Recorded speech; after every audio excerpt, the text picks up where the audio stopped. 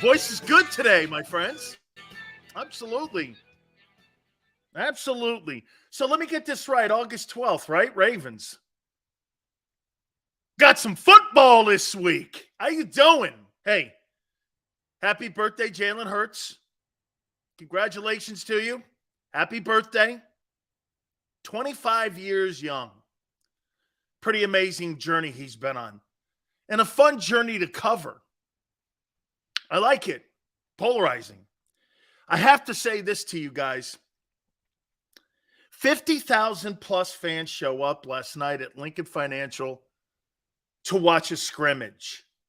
You know, the only places I've ever seen a scene like that is in Tuscaloosa, Baton Rouge, Gainesville, Tennessee, Neyland Stadium. Those are college towns. Those are college towns. Okay? It's absolutely amazing. Amazing. I mean, that was a lot of fun watching that last night.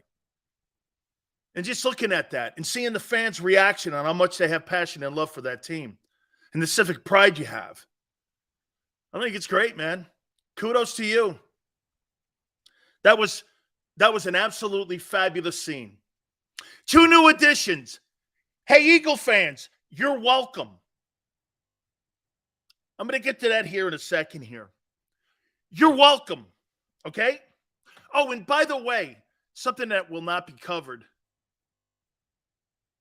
to the extent that we will. So, what's his name? Help me out here, Tone. Devin Taylor. Cut, 3rd rounder. 5th highest drafted linebacker since 2008. Failure again at the linebacking position. Okay? Devon Taylor, 5th highest drafted linebacker since 2008. 15 years ago. Fired. So what happens? You have to go to free agency to cover your failures. I mean, this guy went in the same round as Nakobe Dean. Same round. Jeff goes like this, couldn't stay healthy. Part of the evaluation. Well, wait a minute. Are you under some sort of notion that Nakobe Dean's a healthy player? Is he hurt right now? He was drafted hurt. He was drafted hurt. Are you under some notion? Now, here, let's do this. Because I'm going to go down the list here, your linebacker room. Was it an upgrade on what you did by drafting or signing these guys? Was it an upgrade? Seriously, he couldn't stay healthy? We'll find out if Dean can. We're happy with Dean? Really? So you signed 2 linebackers. So Joey goes, yes. Okay? Do you guys think your linebacker room is upgraded? Dean is a schwimp. He's a little dude. Let's take a look at your linebacker room, shall we? And you tell me how you feel about the group before I give you my assessment on it. By the way, I like the sign of Miles Jack. I think, I thought his better playing days were probably in Jacksonville in the last couple of years. And again, his career has been littered with injuries. Okay? And he's been an injured player too. So you cut an injured player and sign an often injured player too. Here's your room. Nakobe Dean, hurt. Nicholas Morrow, fired by the Bears. Miles Jack, fired by the Steelers. Zach Cunningham, fired by the Titans. Christian Ellis, Sean Bradley, and Ben Van Soren. Whoever. Dude, who cares? What do you make of that list? Give me a grade on that list. Tell me what you think of that list of names. I'm not crying about nothing, Sway. I'm asking you the question. What do you think of Nicholas Morrow, Miles Jack, Zach Cunningham, Christian Ellis, and Sean Bradley and Nakobe Dean? What do you make of that room, your linebacker room? How do you feel about it today on August 7th? A+. C-.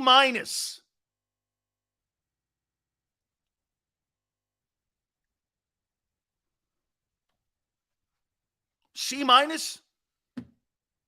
So then you're assuming then that you were a D room prior to those two guys being signed off the street. Is that right? So all the bullshit you guys were talking last week about the linebacker room that you're so sold on, and you guys bullshitting me all last week about what the group you thought, most of you are giving this room now a C-. You never really believed what you were saying. I did. Is that where we are today on a Monday already to start the week? You lying already to me? Or are you just coming to grips with reality here? So all that bullshit you said last week, and Tone even goes like this, incomplete. Tone is a true Philadelphia Eagles sports fan. I'll tell you what my opinion of his loyalty to his city changed is when he said this: that owner hasn't won enough. And I actually think the owner's done a hell of a job. And he's not saying he hasn't done a hell of a job. But what he's saying is he wants more. He's born in an era where the Eagles are always in the NFC title game, and he wants another chip. That's fabulous. That's fabulous. B-, get the F out of here. B-. You've got more people fired in your linebacker room than maybe any room in the NFL. And you got a schwimp that's there, the so-called Mike linebacker. There is not a chance in hell, I'll reiterate it one more time, that you have a good enough room to compete. You're going to lose games this year because of this room and the lack of safety play. Okay? Again, I like the Miles Jack sign. I said it actually Sunday morning or Saturday morning that I said that they should sign him and they need to sign him. And sure enough, they signed him after what they saw. They don't have good enough players there right now. To me, it would have made more sense to have TJ Edwards brought back and have Nakobe Dean play the Will or Sam. Then you could have kind of like had a transition. But they didn't want to do that. It's a failure on Howie Roseman. This is the biggest failure in the offseason. The loss of TJ Edwards and Kaiser White. Again, like I said, over almost 300 tackles. You're not going to replace 300 tackles with two starters with any one of these guys.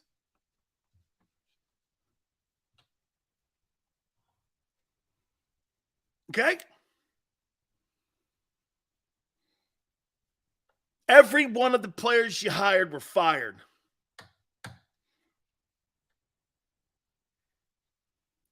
Dean still needs an opportunity. He's the same size as Patrick. He's not Patrick Willis. Are you crazy? You're comparing. He's the same size as Patrick Willis. Hey, just because he's the same size doesn't mean he's not constantly hurt. This guy's banged up all the time. Hey, did he practice today? Did he even practice today? Dude, that guy will not make it through the first 4 games of the season. And you can bank that. And that's, hey, That is a prediction. He ain't playing the full season. He ain't big enough. He is not big enough. You know, the one thing I see JM go, Kaiser was fired. Yeah, and got a raise. These guys were signed with no money and no commitment. And hey, and you don't have to worry about it. Every guy you say was fired in Philly got a raise. Got a raise. These guys didn't get a raise. They got no money. There's the difference. You signed guys with no commitment. The Bears and the Cardinals gave these guys raises. Once again, bullshit lies. You try to cover a guy because he's in Kelly Green, making it sound like your two signs are the equivalent of what Kaiser White sign and TJ Edwards sign was. He tripled his money in Chicago. He's making 3 times the money Kaiser White now in Arizona. And the people you signed, no commitment. Case closed. There is no comment. You put the Philadelphia Eagles are notorious for this. Paying good players and committing to good players. Get this. They're not committed to Nicholas Morrow. They're not committed to Miles Jack. And they're not committed to Zach Cunningham. Case closed. You know what they're hoping? They get one player out of those 2 signs. That's what they're hoping. That they get something out of those signs. He's playing the law averages. Don't think he's not still looking for linebackers. I told you this last week at the beginning of the week, how he's on the market looking for safeties and linebackers.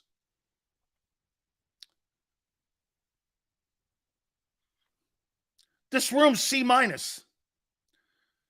Last week, in my opinion, it was a D+. Now it's a C-. You're not good enough to compete in the NFL with these guys. Okay? So you're naming London Fletcher and guys like legitimate all-pro players. Like you guys think you have an all-pro linebacker in Nakobe Dean. You don't. You don't. Last week, you guys are trying to tell me how good your linebacking room was. And this week, they went out and signed 2 streetwalkers to try to improve the depth. Because they don't have any depth. Shit, they don't have starters.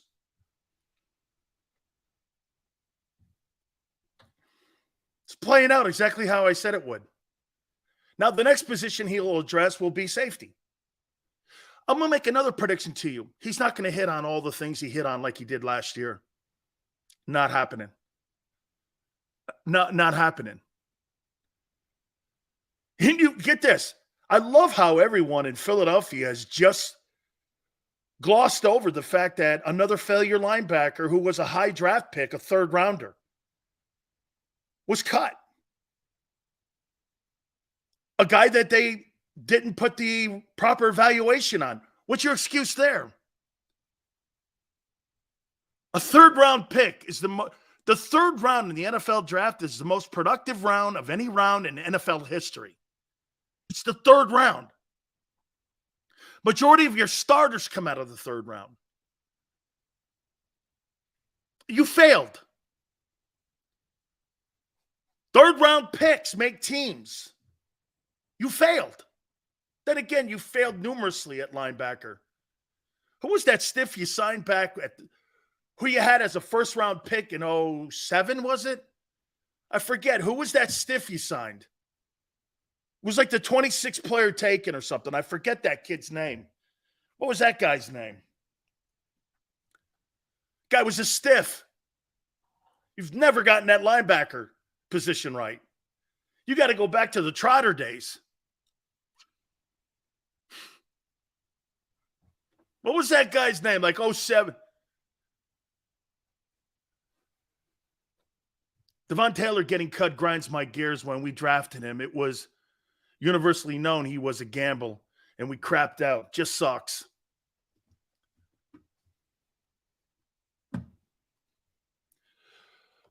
I said, Sills, delusional fans, the only shot we got here on one-year deals, and they got something to prove so they can get paid again.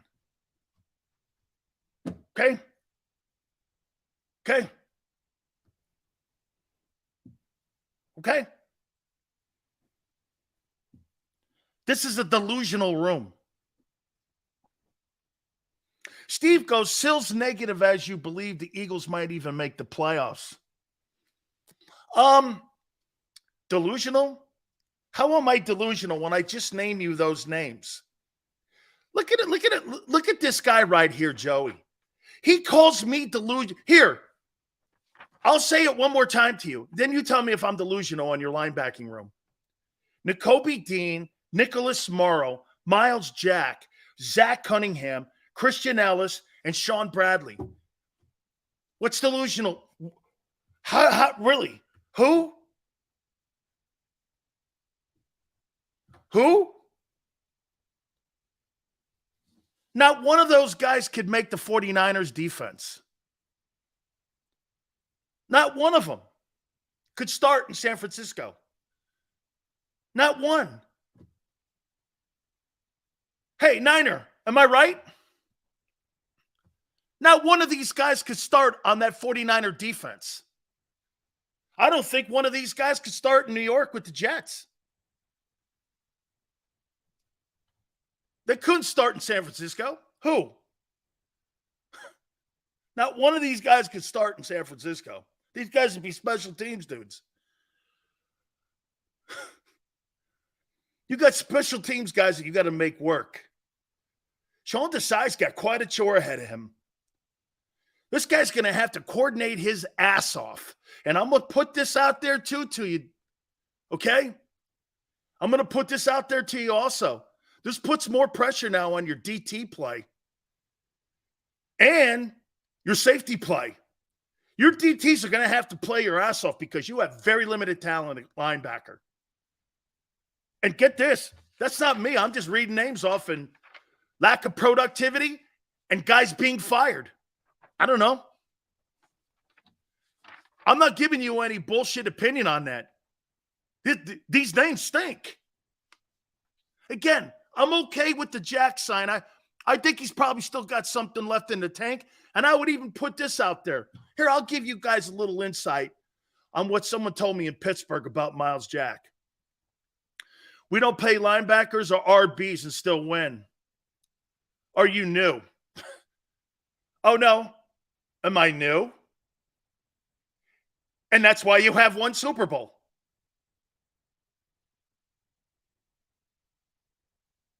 And that's why you have one Super Bowl.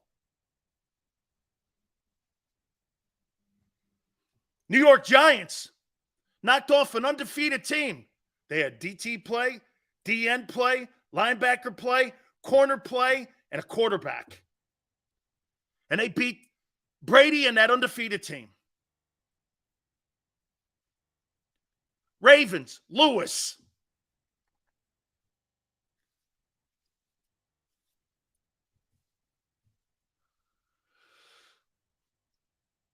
Micah goes, what are you talking about? What's up my rear end? No, nothing. I'm just pointing out to you how much up mine. I think you got it wrong here, son. This will be another experiment on how you guys see your team versus how everyone on the planet sees it. You think you've got a gold nugget when you got pyrite in your pocket. You don't have gold here. Bruce, I wouldn't be scared because you know why? Here, okay, let's go on the other end. I don't think you should be nervous because you know why? I think you have no upside in this linebacking core. There's no upside. You just have to hope you get decent play somewhere. The upside's in your DT play and maybe in your safety play. So you got two guys off that Pittsburgh Steelers team that were fired last year, and you think you upgraded. How good was Pittsburgh's defense last year? That was one of the worst groups that Pittsburgh had last year and Mike Tomlin's entire 17 years of coaching. That was one of the worst defenses that he's had since he's been in Pittsburgh. Okay? Again, this puts more pressure on your DTs. Now, can they play? I believe we're going to see some potential there. You're not deep like you were a year ago. But your D-line's going to have to really kick ass this year. Could they? Yes. Yes. But don't come out here on August 7th telling me you got some sort of upgrade. You have to remember, they think because they're on a team now, superstars, delusional meds needed. Bear from Philly. Hey, Sean Desai and the defensive tackles have so much pressure on them now because they just signed some dudes, and you got a guy, Dean, who can't even get through week 1 of practice. Personally, here's the mistakes, and I don't know, Tone. I don't know how all of you think of this, but to me, personally, here are the 2 biggest mistakes that I think the Eagles made this offseason. Not hiring a superstar quality defensive coordinator, not leaving the mic alone, and having TJ Edwards. So what if you signed him to a 1-year, $7 million contract and you gave him a Darius Slade deal where you gave him a 1-year extension? Okay? And you offered him the money. Okay? Sure. Then you could have made an easier transition into getting Dean into the middle and into the mic position. Instead, you're force feeding him.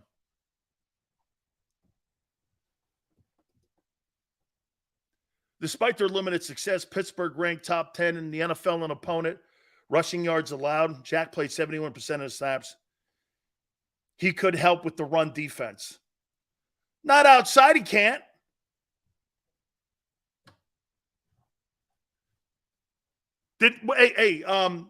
Tone, was he inside at the mic in Pittsburgh, or was he a Will or Sam? Where was he in his alignment when he was in Pittsburgh a year ago? That'll help me more on that. And whether they played a 34 or 43. See, I thought Jack, again, was in a 34, and I thought that kind of hurt him a little bit because I think he's a 43 linebacker. Okay? Paul goes force feeding. He played 34 snaps last year. He couldn't get on the field.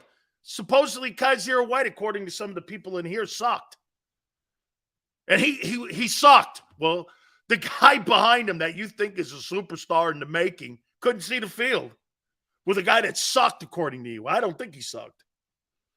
Okay? The Kobe Dean, Nicholas Morrow, Miles Jack. You have no depth at this position.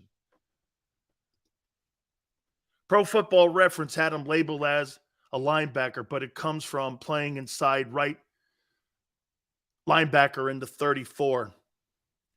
That's kind of the mic in a 34. Okay, depending on strength of field.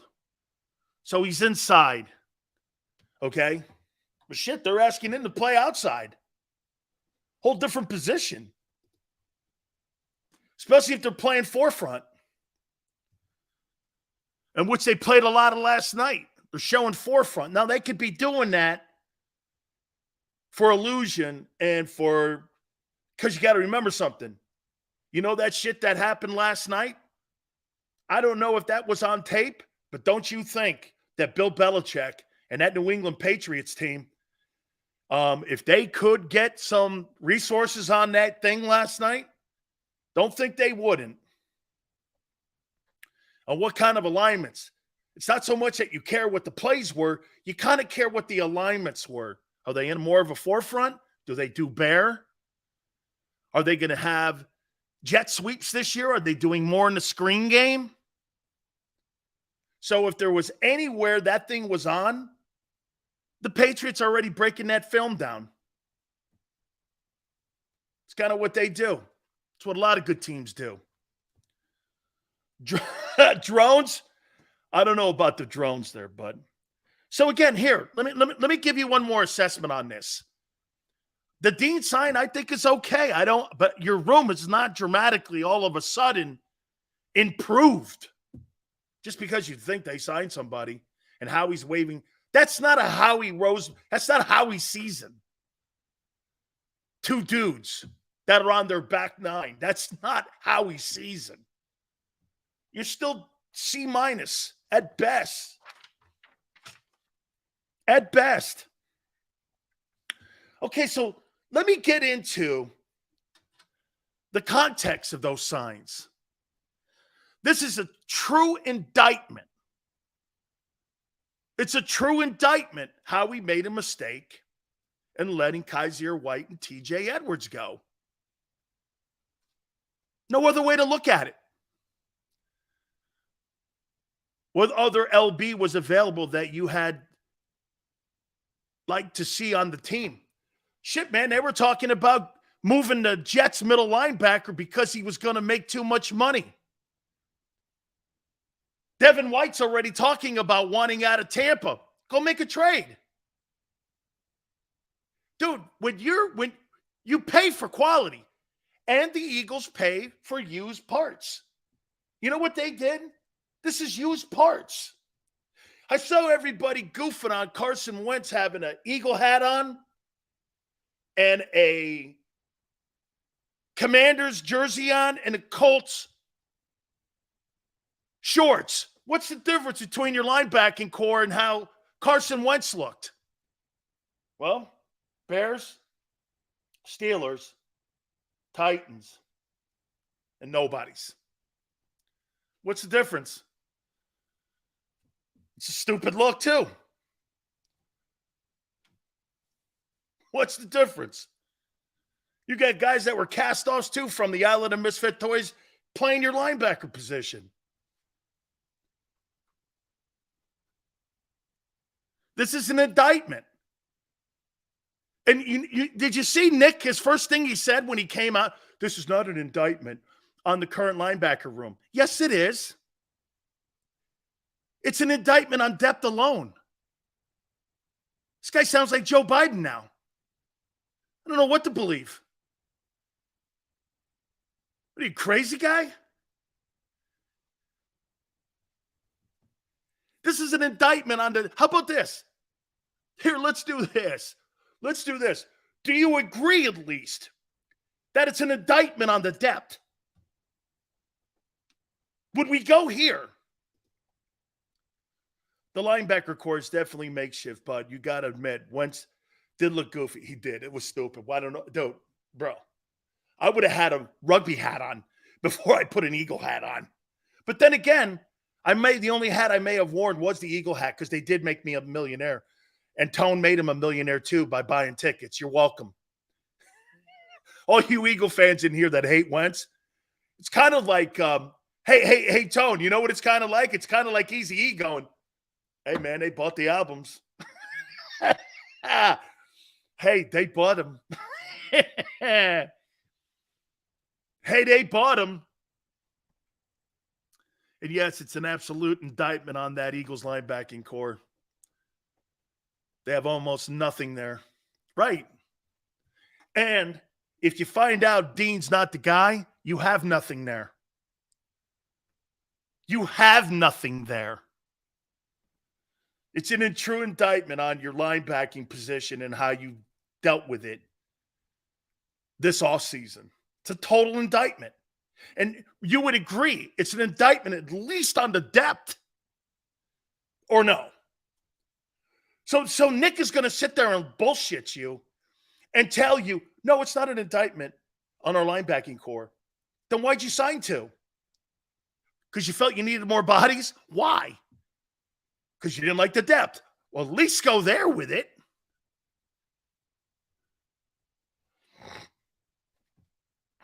Even if you don't want to go, You think you got a great linebacking core. You could at least went, well, we need more bodies there. Okay. John McMullen has said it numerous times how he has taken it way too far going cheap at linebacker and safety. He got an unexpected year at it at CJ, kid. It's a value play. That's what Yale says. Yale, those aren't value names. What value? I don't see any value in those names. Miles Jack may be the only guy on this list that I would go, all right, let's see what he has. Because the rest of these guys, they're not, I mean, again, Nakobe Dean is not going to be healthy to play. There's some reason. You know why Nakobe Dean get drafted in the first round? You know why? Because NFL people don't think he can last a year or last more than 5 years. You think it anything? Hey, how about this one, Tone? Everyone out there, I don't think anybody had a problem with Nakobe Dean's talent. I think everyone had a problem with Nakobe Dean's durability. Fair?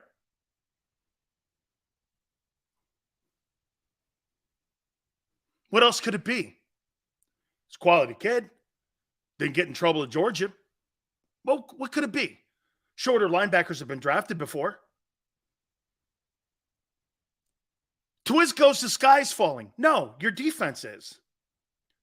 And it's why you will not go back to the Super Bowl. Because your defense is not good enough. You're going to lose ball games this year. You shouldn't. Whereas last year, you were talented, you were deep, you got career years from everyone. That's not happening. Those guys were all experienced. You had 4 experience and maybe 2 potential Hall of Fame players that were in the mix, and one guy who just made $20 million. You don't have that now at your DT position.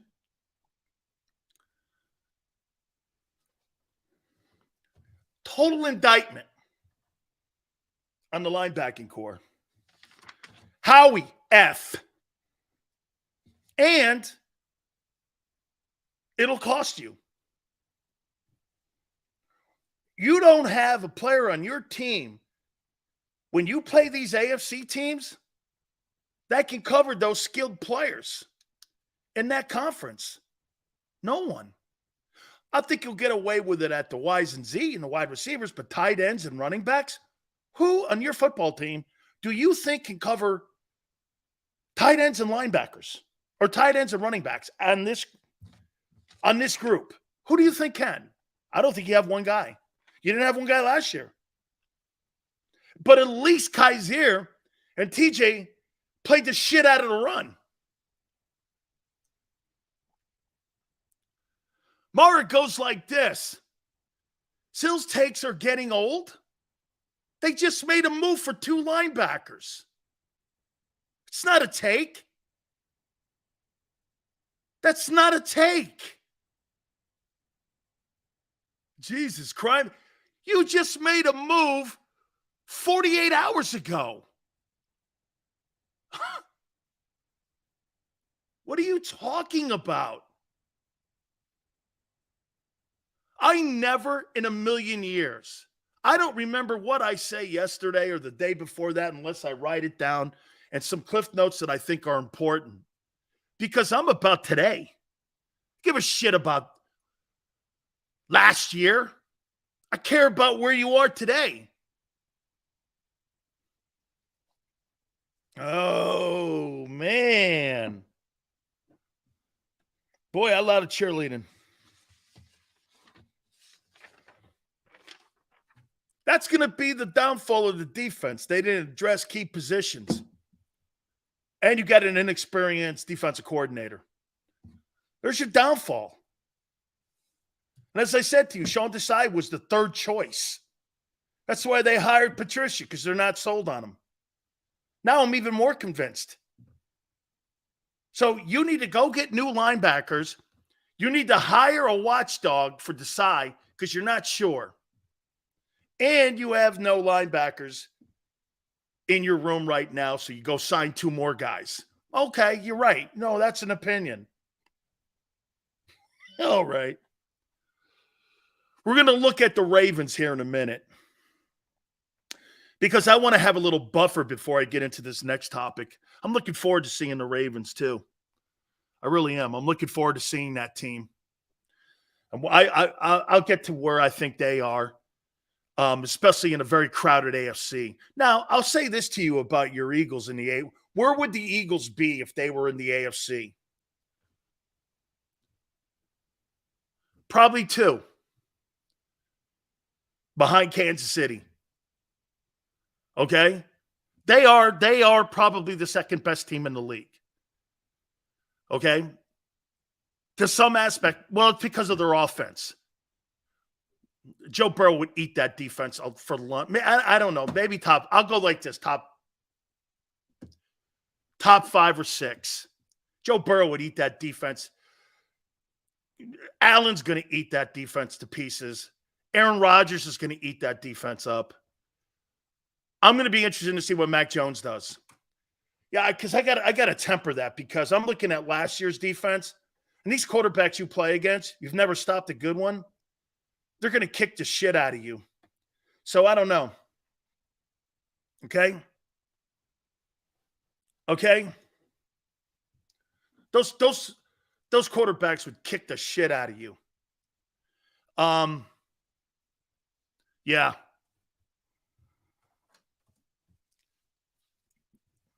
So I would say, yeah. So I'm gonna leave that.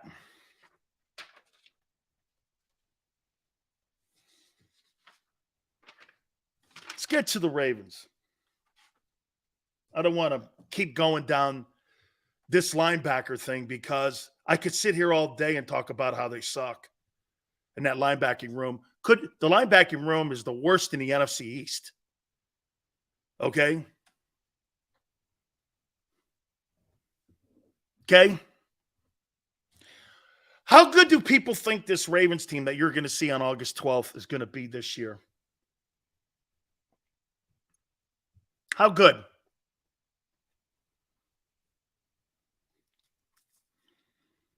Hairspray? What do you think? I'm a worm? Or I live in San Francisco? I don't use hairspray, jackass. Hairspray? Models wear hairspray. Men don't. Hairspray?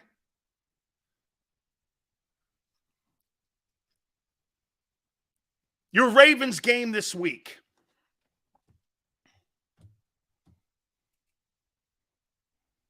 How good do you think this football team is, and where do you think they'll be this year? Where when you look at this Ravens team, how good will they be? How good?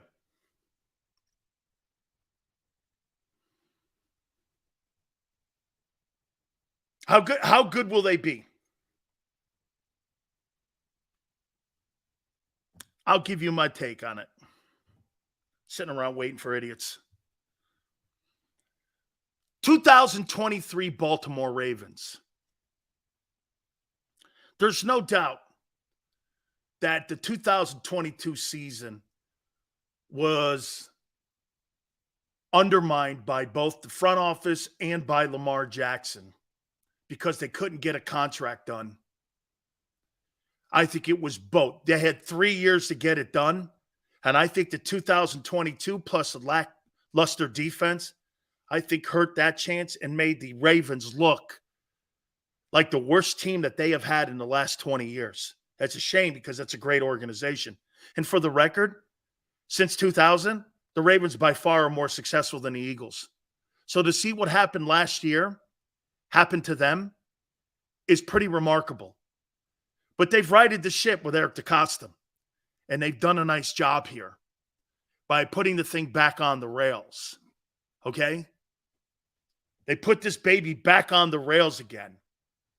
And where that fits in the AFC landscape, I don't know yet. Okay? So here, let me say this to you. They drafted that kid, Zay Flowers. I think he's the BC kid. Brought in Odell Beckham. My question with Beckham is health and the depth at the wideout. Their tight end is exceptional. I love John Harbaugh's coaching staff. Anthony Weaver is such a great defensive line coach. He's the assistant to the head football coach. He is such a great, probably the best defensive line coach in the National Football League is Anthony Weaver. He has got, John Harbaugh has got an absolutely spectacular coaching staff. And it's always been a centerpiece for him having quality people around his guys. T. Martin, the quarterback coach. I love T. Martin. T. Martin, in my opinion, should be a head coach in college football somewhere at a gigantic program. T. Martin has done really some great things. Worked at SC before. Won a national championship when he was at the University of Tennessee. I absolutely love this guy. Todd Monken comes in and is now the brand new coordinator taking over for Roman. I didn't really think the offense really needed that much of an upgrade, but I would say this to you, that it's definitely going to look more with more screens. I think you're going to see more passing. Now, how does that play into what they've had really great success there, but they're in a division and they're in a conference that's impossible to win a Super Bowl. Dude, winning the AFC again. Hey, it goes like this. Winning the AFC and then winning the Super Bowl and then winning the NFC. It's going to be tougher to win the AFC this year than the Super Bowl. And to me, the Ravens, where do they fit? We're going to see here. Willie Taggart, the former Florida State coach, and coach at Oregon is the running back coach. John Harbaugh's brought him in. Chris Horton is a phenomenal special teams coach. And it doesn't shock you, too, because that's what John Harbaugh cuts his teeth on, is being a special teams guru, because that's how he got the job, too. So the era of Mahomes and Burrow is going to keep a lot of good teams out of the mix. The AFC is suffering from success. Right. I mean, it's like playing in the era of Tiger. You could be Phil Mickelson. You want to hear something crazy before I move on with Mickelson or with the NFL? How about this one, guys? You know, Phil Mickelson was never the number one rated golfer in the world. He was never the number one player in the world. David Duval was. Vijay Singh was. But he was in the era of Tiger. And when you're in the era of Tiger or Brady, a lot of good quarterbacks are not going to get an opportunity. Like when you play in the era of Montana, you're going to be John Elway and Dan Marino. Okay? You're going to be one of those guys. And you're going to be Peyton Manning and underachieve like Tony Dungy did in Indianapolis. I love Coach Dungy. He's been on the program numerous times. But one Super Bowl, you're in the era of Brady. Okay. Health of the quarterback. O-line is outstanding. Third best in the league. I think the best offensive lines, if I had to, like, off the top of my head, Philly, Cleveland, Detroit, Baltimore, the Chargers. That's how I would go. I say this. I say the Ravens are an 11-win team. They'll be in the mix because of the quarterback. They'll be in the mix because of the quarterback. Quarterback is exceptional. So I think the Ravens are going to be, I don't think you'll see him this week against the Eagles, but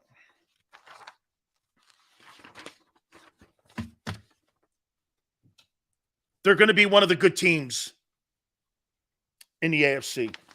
So today's Jalen's birthday, right? How old is he? How old is Jalen Hurts today?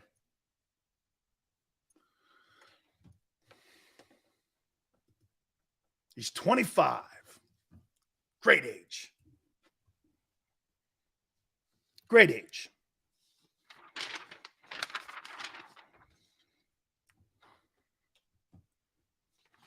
Let's do this. You had to start your football team with Lamar Jackson or Jalen Hurts. Who are you starting with? All things equal. Not the Eagle team, not the Ravens team. Who would you start it with? Oh, and by the way, Lamar Jackson's 26.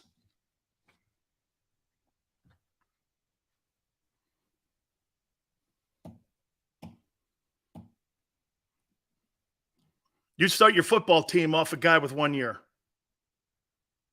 Well, let's take a look at that. So, do you think Jalen's season last year, let's just take 1 year because that's all we have. You think Jalen Hurts' season a year ago was better than the unanimous MVP season that Lamar Jackson had in 2019? And by the way, he was 22 years old when he did that. You really think that he had a better year than Lamar?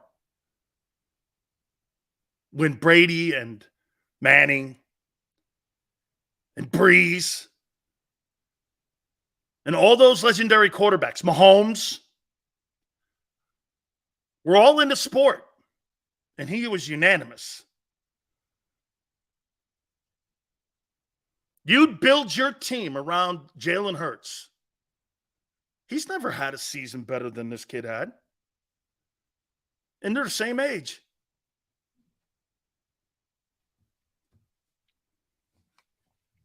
Let's take a look at this. MVP, 19. Got to throw the Burt Bell in there because both guys have won it. First team All-Pro twice. 2 Pro Bowls. Led the NFL in touchdown passes. NFL record for most rushing yards in a season, 1206. And here's the most important thing. TD to interception ratio, 101 to 38. Just about 3-1.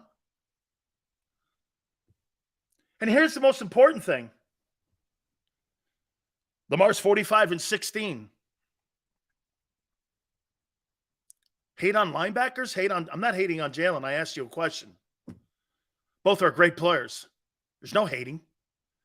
Your linebackers suck. What do you want me to say? They're good? That's not happening here. But okay, listen, because I know some of you have to feel better about yourselves. Both these guys are great players. Today, I'm choosing Hurts. He's smarter, as you always say. But remember, you know who I am, Sills, dual threat. Yeah. I got it. Jalen's got the only thing Jalen has better than Lamar is a better team around him. That's it. And 1 year to hang his hat on. The only thing he has better than him, he's got a better team around him. So you actually think Jalen could go to Baltimore and do the same things that Lamar Jackson has done or win a unanimous MVP award? Never happened. Here's Hurts. Burt Bell. First team All-Pro? No. Second team All-Pro. Pro Bowl.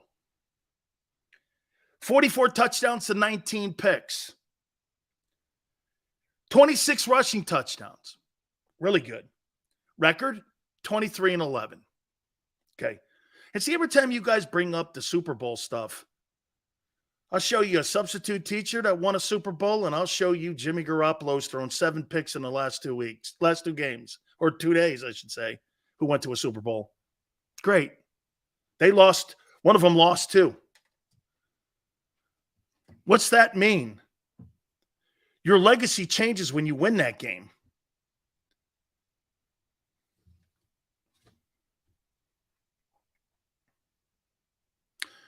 Chris goes between the ears, he's elite. You're going down with tone? Here, that's a good way to look at this. What does Jalen do better than Lamar Jackson? Win games? No.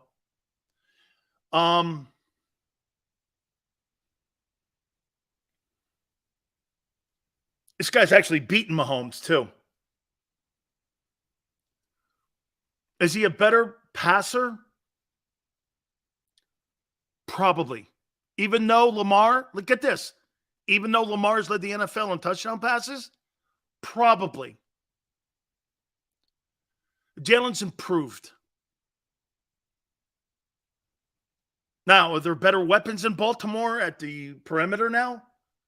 I've never really thought they really were not, I thought, Hollywood Brown, whatever he is. But, he doesn't have AJ and Devontae. Now, that's, again, a better team. And here, he's got a better general manager than Howie Roseman. Not now, he doesn't, because DeCosta is the GM. But prior to that, Ozzie was the best general manager in the NFL. And it's not close either, with all the Hall of Famers that he has signed and that he's drafted, and the multiple Super Bowls. Okay. Senor goes, Hollywood Brown was the first pick. Yeah, so was Jalen Reagor, a first rounder. That don't mean shit to me. I would choose Hurts because he's a better leader and a better work ethic. Jalen isn't going to sit out because he hurt his knee like Lamar did. I think he did make a business decision, and I will hold that against him too. Hurts is the only quarterback under 25 to have at least 40 touchdowns, 40 touchdown passes, and 30 rushing. He doesn't have 30 rushing touchdowns. That's not true. He has 26. Or if you're counting the playoffs, maybe he does. It probably does have 4 more. But regular season, he has 26. Lamar's another Dak, regular season quarterback. That guy actually wins games, though, man.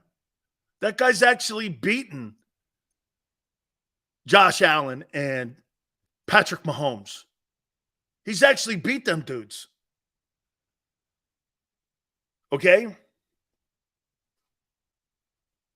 Lamar Jackson's not 29, dude. He's 26. Okay? Rex Grossman got to a Super Bowl. Is he great? He had one good year, too. It's funny.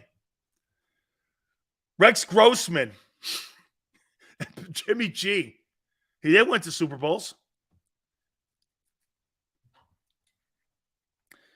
Who would I take?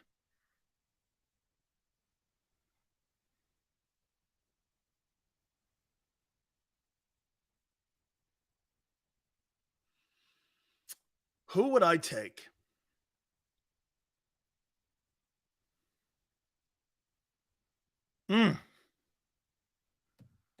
Off of pure ability.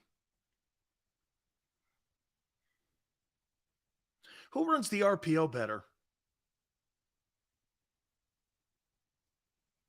Man, Lamar's led the NFL in 36 touchdown passes. Jalen will never throw for that many. Jalen, hey, let me say this to you.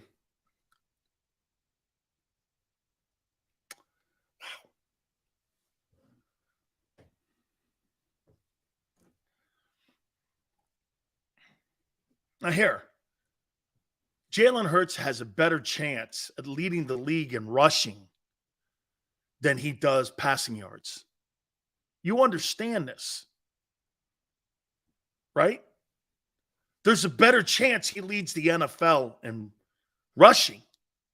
And by the way, that's actually a prop bet in Vegas and Atlantic City, that there's a better chance he leads the NFL in rushing than passing yards. And I would have to say, same with Lamar. 1206. 2 times he's gone over 1,000 yards. Got to think him too. Bear goes, I think you make the pick after the season. If I'm going to pick him right now, Bear, if I'm going to pick him right now, I just think that Jalen just has a little bit more field presence. Doesn't he? It just seems to me that Lamar pushes so freaking hard. He pushes and he pushes and he pushes.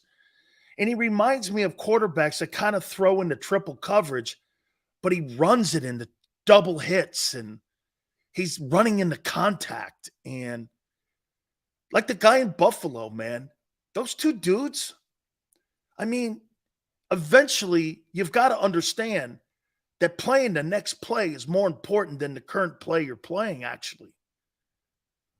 And I think Hurts sees that better. I think he throws the ball better. There's just better. How about this? Would this be a comment to make about Jalen versus Lamar? There just seems to be a better self-perseverance or preservation with him. And I'm not saying he holds back. I mean, it's funny because I think Hurts got the same desire and drive that Lamar has. And I think both those guys want to win big time. But there's something about like preserving yourself. And it just seems to me that I don't know, he takes care of himself better out there. Jalen can't take a hit? I don't believe that. I do not believe that.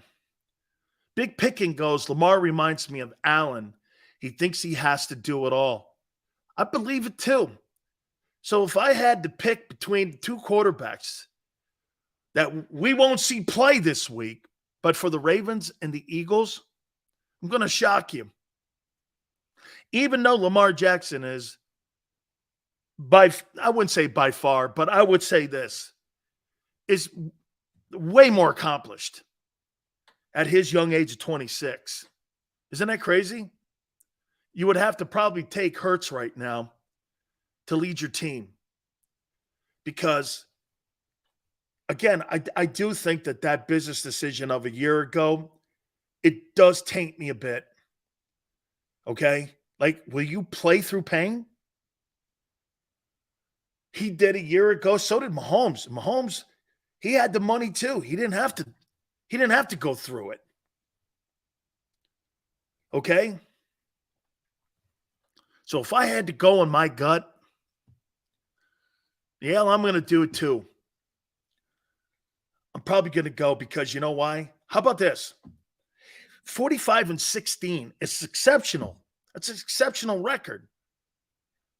But if you're worn out by the end of the year, by the way, Hurts is going to, we'll see how he handles himself. Okay, we'll see how he handles himself this year when he's going to be relied on to run more. Because look, here's the three worst rooms that you have in Philadelphia. Your linebacker room, your safety room, and your running back room. Those are your three worst. And you know what? There's no coincidence. Those are your lowest paid rooms. There's no coincidence. Your lowest paid rooms are your worst rooms in your football team. And it's totally by design. And I think Jalen's going to run more. He's going to have to. Because you're still relying on people that you have to put like Zen dust on their knees and hope that they play. Now, I'm not saying that about Swift. I think Swift's going to be there. The other guys, I don't think they'll be there. Okay? Running backs, that running back room's terrible, except for Swift. Jalen may have the belief of the players more. You know, how about this? Let me ask you a question here. To that point, what I could say about the Eagles is the Eagles don't pay heavy price tags for mediocrity. You want to find the Eagles' weakness? Go where the money isn't. That's right. That's correct. That's absolutely true. Absolutely true.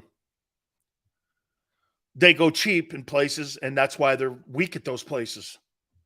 And quite frankly, you land on a guy who was a UDFA. You didn't draft him. You found him. Okay. That's part of it too. But you found Edwards.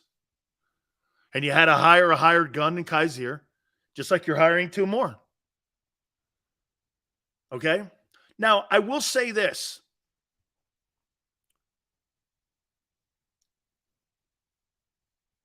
If I'm in a locker room with Baltimore or with Philadelphia, would I go here?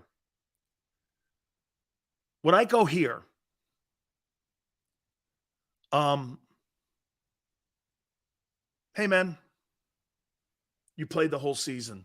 You went through injuries. You're here for us. How would I feel if my quarterback didn't want to play in a playoff game? Would I go like this? Hey, that's just a business decision. I don't know.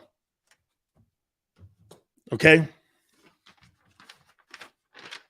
Hey, Tone. Just one thing, Tone. Question for you. Was Miles Sanders on a rookie contract? Was he on a rookie deal when they didn't re-sign him? Okay. So when a dumbass like JM goes, I shit on 1,300 yards. No. You're only paying him $1.5 million because he was on a rookie contract. Okay? Don't pretend like you were paying him. You weren't. And you went cheap again. How you doing? See how people lie and change the room? That's exactly what he just did. He tried to make you think that the Eagles paid for the 1,300 yards. No. They let 1,300 yards and 11 touchdowns walk out the building. Do not forget our great friends at Hooters.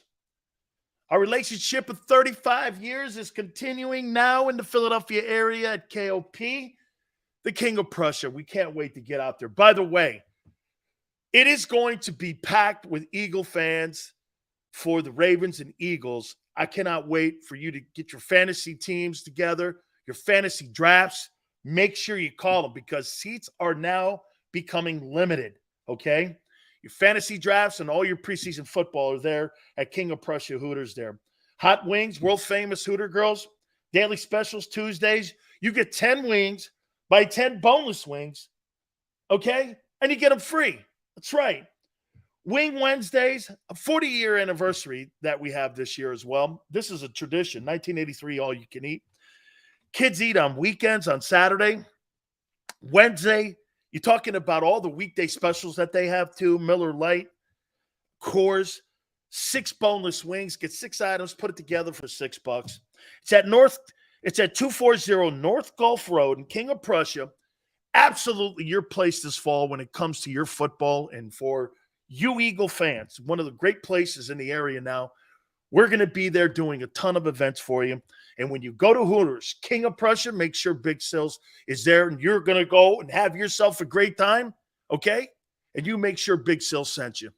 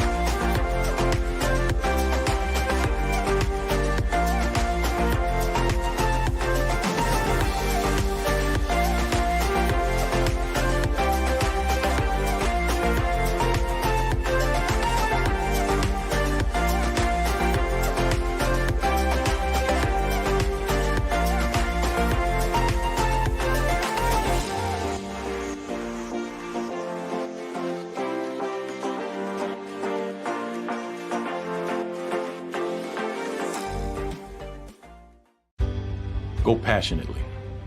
Go fearlessly. Go confidently. Go Birds! Go confidently towards your goals with First Trust, Philly's hometown bank for nearly 90 years, and the official bank of the Philadelphia Eagles. We're focused on getting you over the goal line. So go with conviction, go with trust, Go Birds! and go forward with us by your side. First Trust Bank, the official bank of Philadelphia dreams. Oh, and go Birds.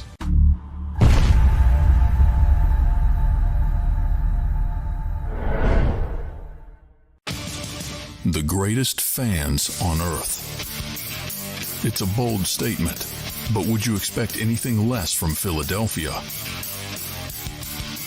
58 years of heartache creates a toughness, a grit, a resolve not found in most.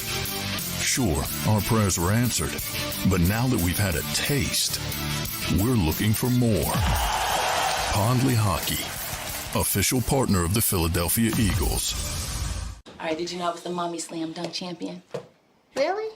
Yes, really don't sound so surprised. Let's see it. Oh, you're ready. All right, here we go. Let's hear the crowd. So go to right, I go to left. Fake a mom. Mama, go up, mama! She did it. Again? You can't avoid gravity, but United Healthcare can help you avoid financial surprises by helping you compare costs and doctor quality ratings. United Healthcare. Uh-huh. EAGLES, Eagles.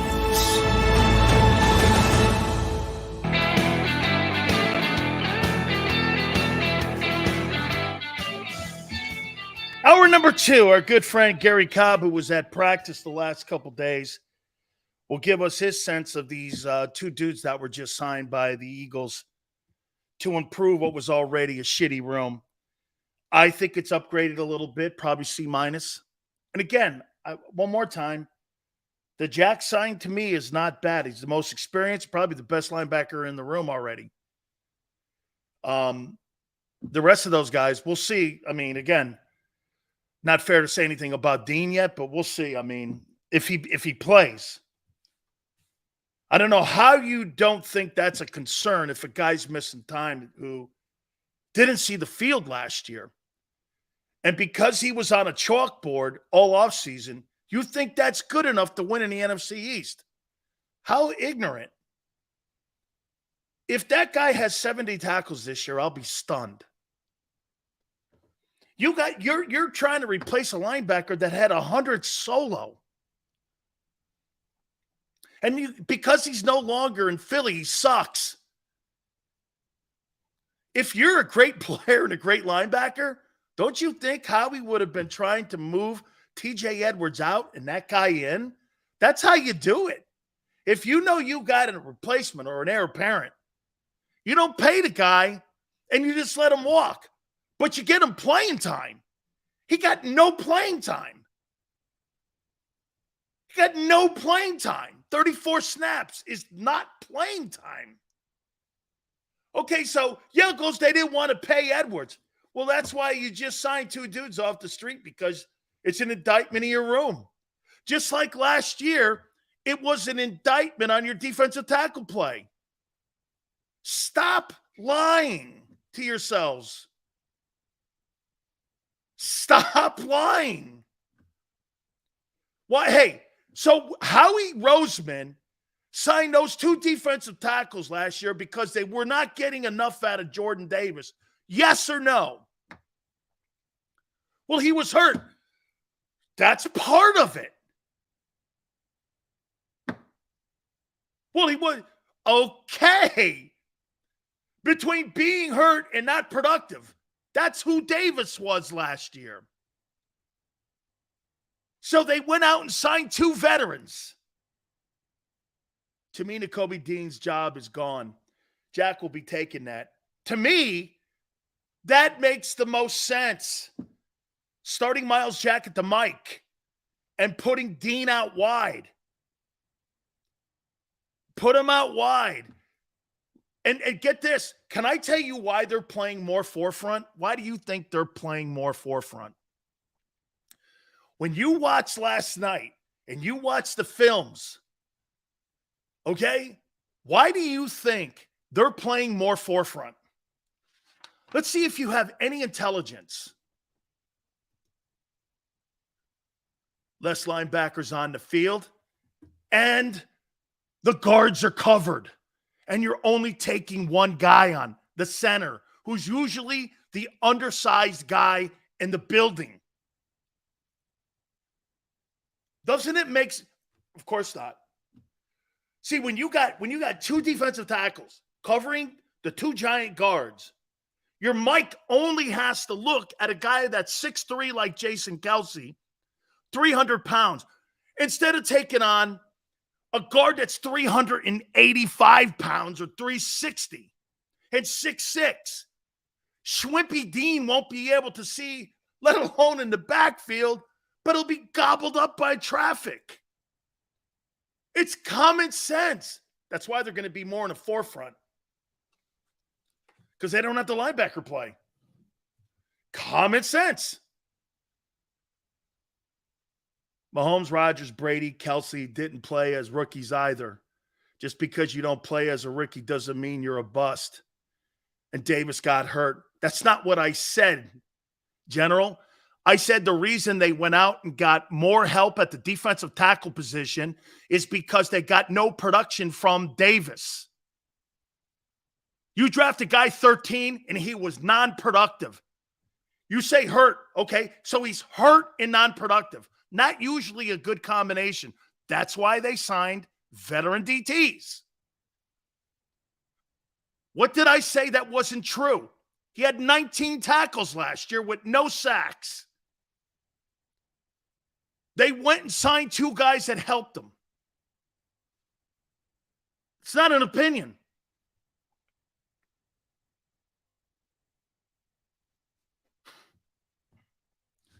You're not going to put a Schwimp backer in there like Dean over a 365. Hey, how about this? Let's just do the. Let me ask you a comment. Watch this. You want to see how stupid people get? This is wonderful. You sound like dumbass Micah Parsons, some of you. Okay. How many weeks do you think the Kobe Dean could take on players like Landon Dickerson and play 91% of the plays at the mic? How many games do you think he could play in a row? He can't even get through the first week of practice in shorts and helmets. How many weeks do you think he could play on a consistent basis? What was that number, Tone? That TJ played 93% of the plays? So you got to have that guy play 93% of the plays, 92% of the plays. And you got to play against guys like that every week. 94. And you think that little dude is going to take on 360-pound guys?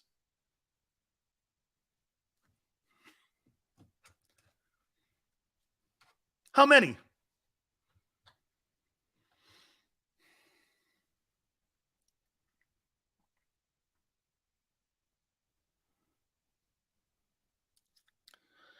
Okay. I'm going to get to, I got another Hurts topic, but I think it's a really great one. I'm going to do that in a minute here. So this guy, Micah Parsons, man, I'll tell you what, this guy really thinks he's something else, doesn't he?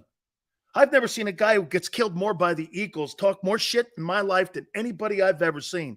He's now going around telling people he's better than Lawrence Taylor.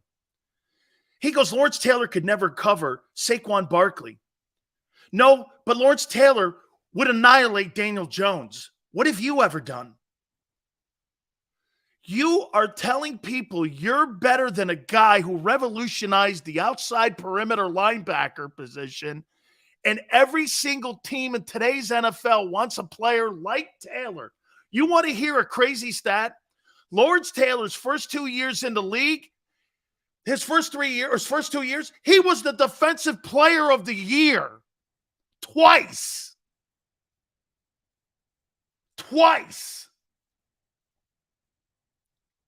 And this guy's barking. I never see you in Eagle games.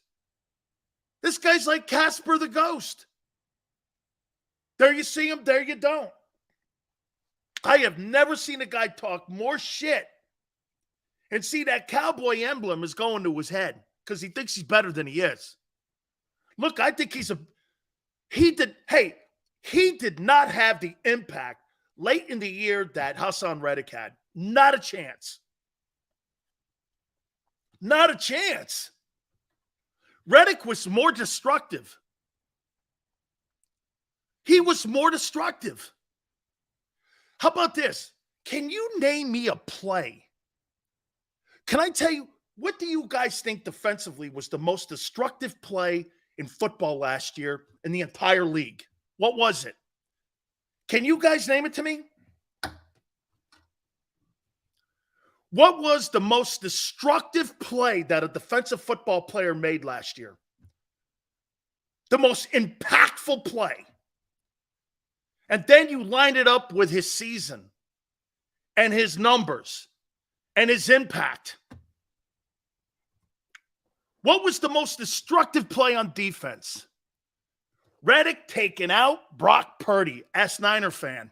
They're still bitching and belly aching about it. They're still bitching and belly aching about it. That was the biggest play defensively in the National Football League because it was in the most impactful game. It was a game wrecker. You took a team that could have went toe for toe against the Eagles and you made them into a junior varsity team because you had no quarterback. It was like a headless horseman. I don't ever remember Hassan Reddick, crowing about him being the best pass rusher in the sport. I hear this guy saying it. I don't ever remember him making an impactful play. Now he's better than Lawrence Taylor.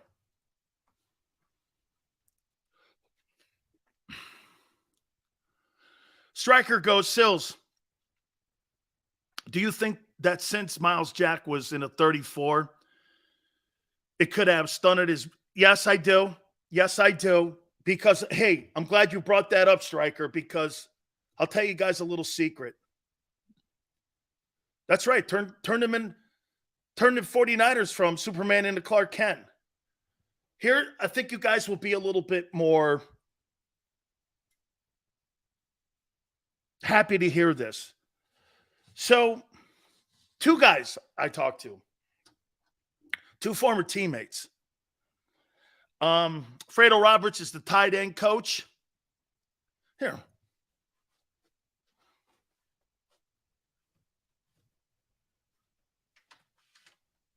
Let's see if we got Fredo on this Miami book here. Let's see if I got Fredo in here.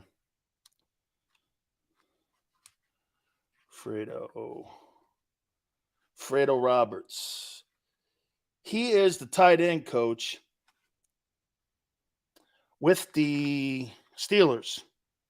Here he is. There's old Fredo right there. Fredo Roberts, one of Big Sills' dear friends. Purdy comes in here.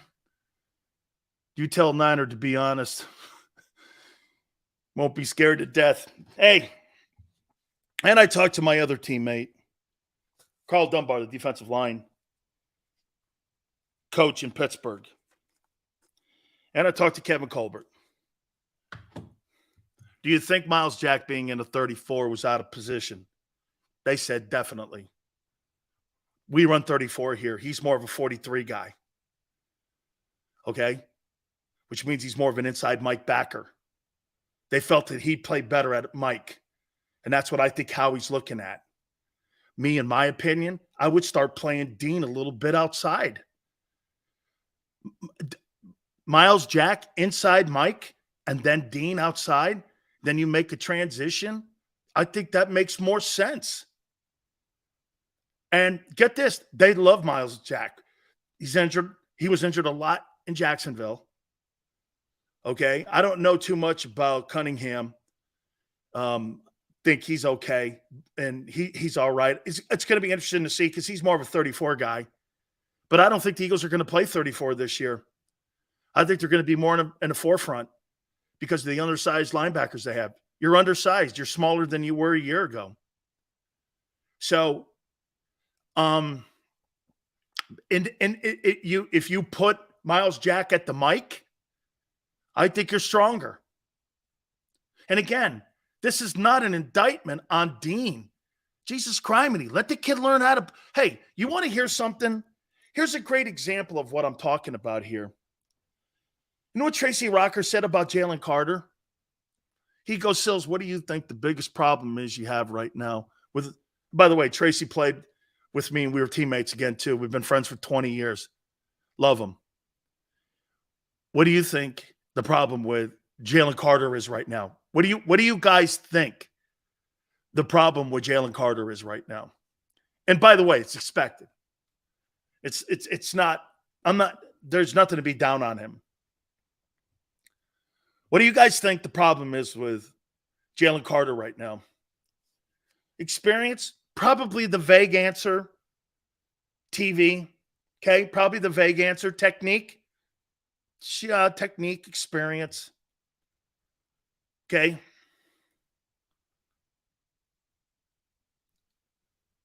Here, rookie. Okay.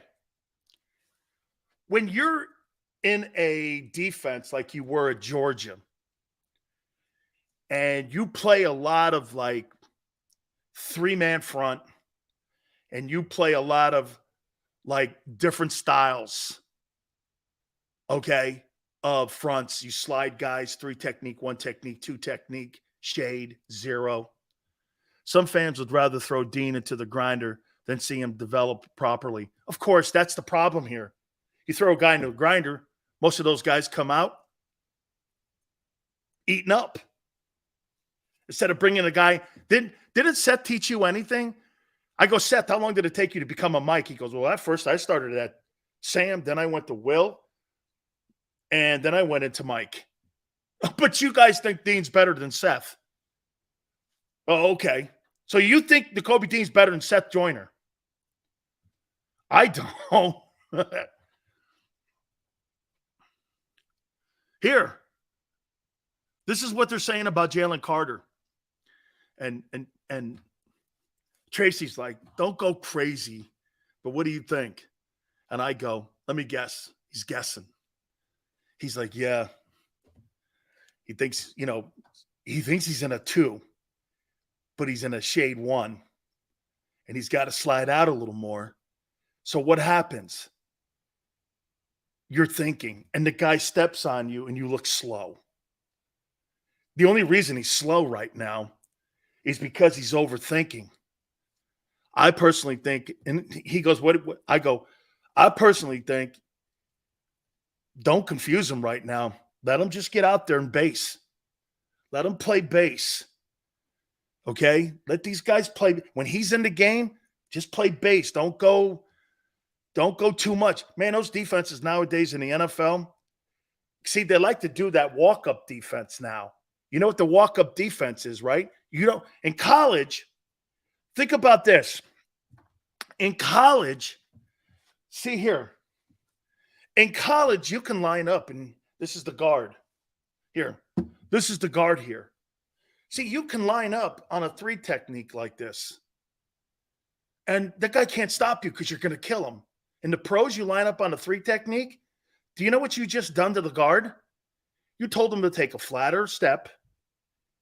You told the center to get up on his hip quicker. You've already telegraphed where you're going. And he knows where the play is. These guys are so good. A guy like Kelsey, if you lined up, see, this is what a lot of great DTs do. They'll line up on a head on you. And as soon as the quarterback goes, ready, then the defensive great tackles move out into a wide 3. That means that guard's got to take an even bigger step. And if he misses, you're up the field, TFLs, backside tackle comes down, knocks the shit out of your running back. That's how you play the position. That's how you play the position. But when you're younger and you don't know the technique that they're asking or the plays they're asking, you're going to line up right here and you're going to telegraph where you're lining up. Guards today in the NFL, they'll knock the shit out of you like that. These guys are too good, dude. That's the biggest difference when you play against a guy like, when you play against somebody like a Bruce Matthews or Mike Munchak or guys like Russ Grimm, and you're playing them dudes, don't telegraph anything. Keep Van Horn run you into the dirt. Knock your dick into the dirt. Okay? So that's why he looks slow. We started laughing, and I go, dude, they're probably on his backside. He's probably shaking his head after every play going, God. And Tracy's got to keep building him up. Hey, man, you got to keep practicing that. You got to keep practicing. You got to keep practicing. And it's more about alignment with Jalen Carter. It's not about knowledge of what, but he's got to know you got to line up in a pure 3. See, in college, you could fake that shit and kill the guy in front of you. You get away with that. NFL, you don't get away with that. You have to be as tech. Hey, here's another way of looking at it too. Okay? Look at Jason Kelce. Jason Kelce might easily be the greatest technician I've ever seen at the center position. Jason Kelce's not in the NFL because he's the strongest guy or the fastest guy. He's in the NFL because he's smart, he's athletic, he's gifted, all of that. But it comes down to his amazing technique. And he's an effort guy. This guy beats you with heart and hustle and talent. Okay? Gary can't get here until 5:30. Okay, that's fine. That's fine. He's at a charity golf tournament. We'll do 5:30. That's fine. Here's the thing. I just started to stream, by the way. You can't let 2 starting linebackers walk and not replace one. And dual, not only that, you can't do it with a new coordinator. Okay? All-time bad idea. Absolutely all-time bad idea. Oh, yeah. His pad play, he's never over his pads. He's always low. Gets up there, slips it up, and scoops the linebacker. And then you see him down on second and third level sometimes. Truly fun to watch. You want to learn how to play a guard or center position? You watch Jason Kelce play. Dude, and watch him take his flat steps, too, how he does it. Really great. See, in college, again, I bench press 550 pounds. I'm killing everybody in front of me. I run 4.8s at 300 pounds. And I'm 550. And I got a 28 vertical. You're not beating me in college. And the pros, those guys don't give a shit about that. Those guys are all technicians. Okay? You're not beating me in college. Running 4.8s. I don't know why people are so afraid to admit that the Eagles are trying to do at linebacker is extremely difficult, especially with a new court. It's playing out. It's why, it's an indictment. It's a total indictment on their failure this offseason to address it. Now they're seeing it on film. You see, look, that's why Nick Sirianni's lying to the media, and he has to lie to you. He's lying to you because this is no indictment on the current linebacking room. Yes, it is. Depth alone. Depth alone. They're seeing it on film. False steps. Look at who you're playing with. Hey, was this kid, let me ask you this. Was this kid Christian Ellis drafted?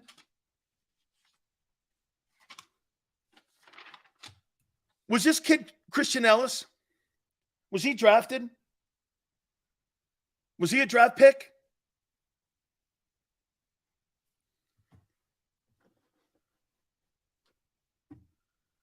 Kobe Dean going okay? I don't think he is. How can he be going okay when he misses practices because he's hurt? So wait a minute. So Christian Ellis is undrafted. He's undrafted. You got 3 dudes in the room that have been fired. So here's what you have. You got Dean, who's not playing because he's hurt. You got 3 dudes who were fired from other teams and downgraded, and they spent no money on guaranteed money for him. And Christian Ellison, you're telling me he's good, is undrafted. Holy shit. That thing's D plus best. Your take is right on. His technique will get better after week 6 or 8 once he gets. That's right, Bear. It'll come. Jalen Carter's. I have no concerns about him. He just needs to get out there and play. Yeah, Bear. That's right. He just needs to get out there and play.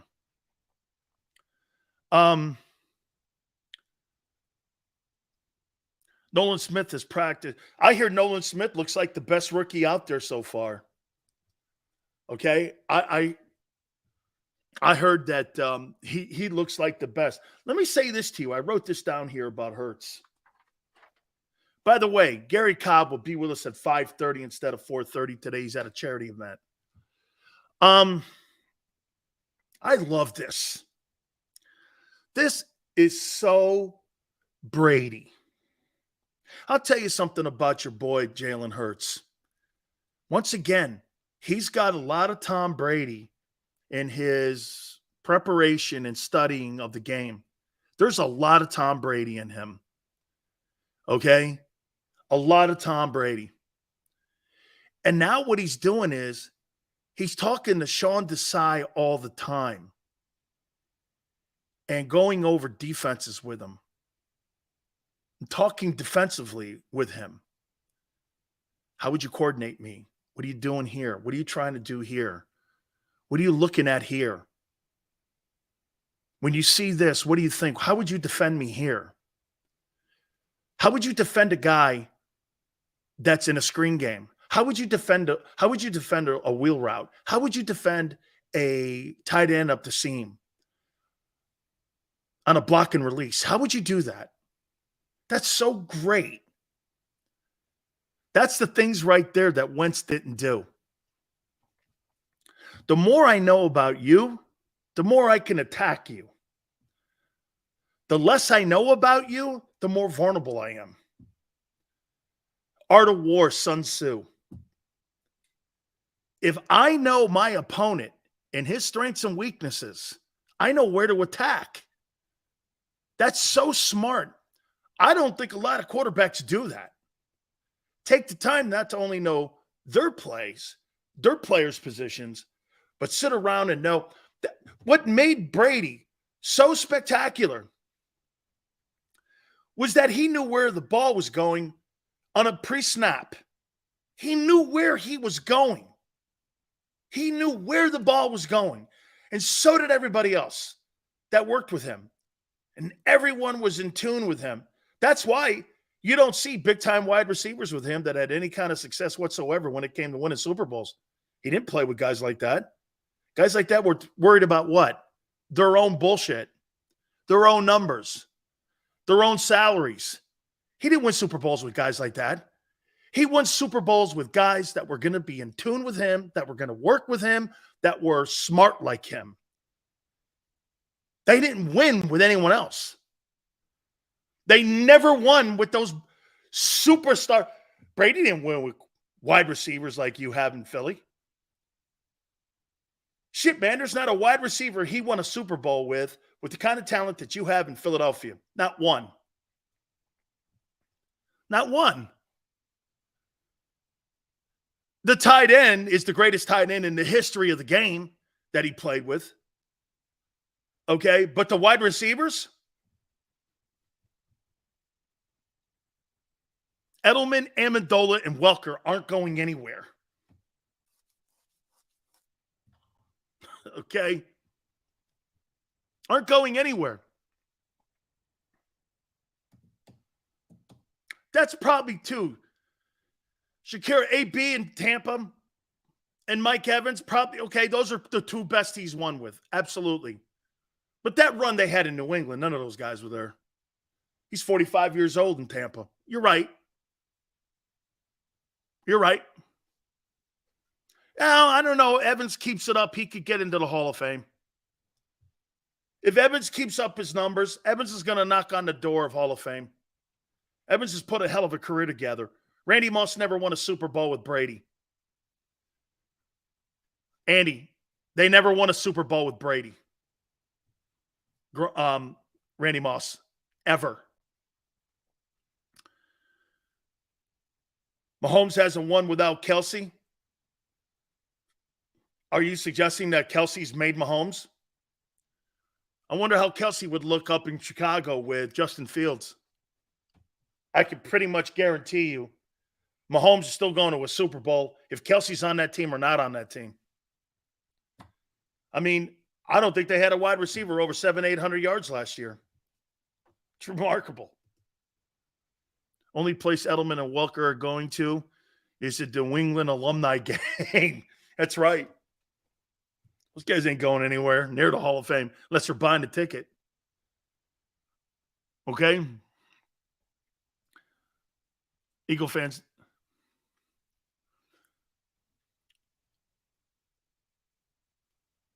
You know, look at what JM says. Mahomes is not winning the Super Bowl in Chicago. No, but they're a playoff contender with him in Chicago with the shitty NFC and a worst place schedule. My money would be on Mahomes winning 11 games in Chicago. Claypool and DJ Moore are better wideouts in Chicago than he has in Kansas City. Are you crazy?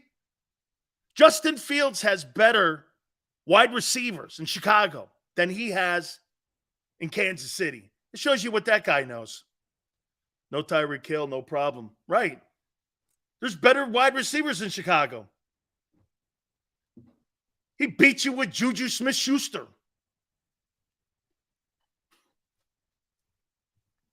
All right. I like that. Okay, I do. I really do. I like that. All right. I got to ask you this question here.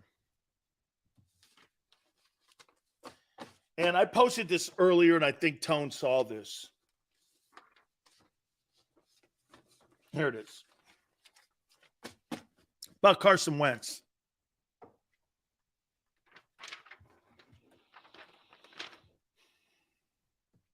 So in the last 2 years, 24 games Carson Wentz has started. Carson Wentz is 792 attempts. 494. This guy almost has 500 completions. 64 completion percentage. 5,318 yards. 38 touchdowns and 16 picks. Sam Darnold doesn't have these numbers. Let's see who else. That stiff Mariota is nowhere near that. Trey Lance will be lucky to ever have how about this? Trey Lance will be lucky to have 5,000 passing yards in his entire career.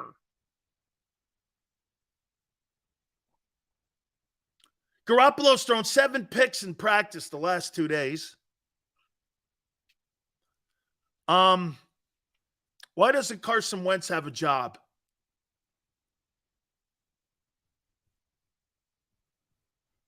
And this narrative about him being a shitty guy. So let me ask you this. I'm not saying that his communication skills are good, but do you really take the word of Jim Irsay when he said we had to get better leadership in there? And then he said that Matt Ryan was the answer. And then you just watch what he's done to Jonathan Taylor. So you really believe that Jim Irsay runs a good organization. Carson Wentz went to the 2 shittiest organizations he possibly could have went. This is my opinion on him. He went to Washington, where the owner was running a shit show. And he was in Indianapolis, where the owner is a shit show. I'm not making excuses. I'm looking at the environment. Did he help? No.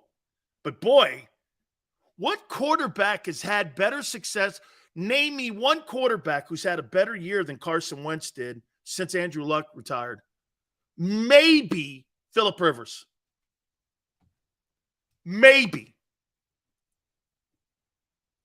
Wentz's year actually in Indy was a damn good year. I wouldn't take Irsay's advice at a traffic light. Right? What's happened where Wentz can't? And by the way, that jersey and all that shit with the helmet, I mean, he's a redneck. He looks dopey. Someone should have told him, like his old lady or somebody with some brains, even a girlfriend. Dude, even a guy holding the cell phone who took that should have went, really? You're going to look dumb. People are going to goof on you for this. Well, I'm trying to send a message. That's not the message you want to send. That's the problem you have. It's the message you send to people. Try to be smarter. This is where I'm going with this. His numbers are not holding him back. He is.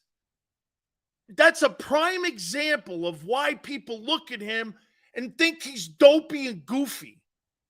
It's for how he telegraphs himself and how he presents himself. He presents himself like a dope. That's his problem. Carson Wentz is good enough to start in this league at a good organization. I think he should go to San Francisco. Be better than anything they have there. Maybe get proper coaching. But, dude, present yourself differently. There's nothing wrong with his numbers. Look at his numbers. You look at his numbers and you're like, this guy's a good quarterback. He's a good quarterback. The way he presents himself to his teammates and to the public is dopey. And see, look at this right here. Micah goes, he struggles with adversity. That's exactly what I'm talking about, Micah. He's in adversity right now. He's in an adverse situation and he doesn't know how to handle it. So he does something. And some people will go, Sills, the helmet and the jersey and the shorts, it's not a big deal. But it is, because impressions matter.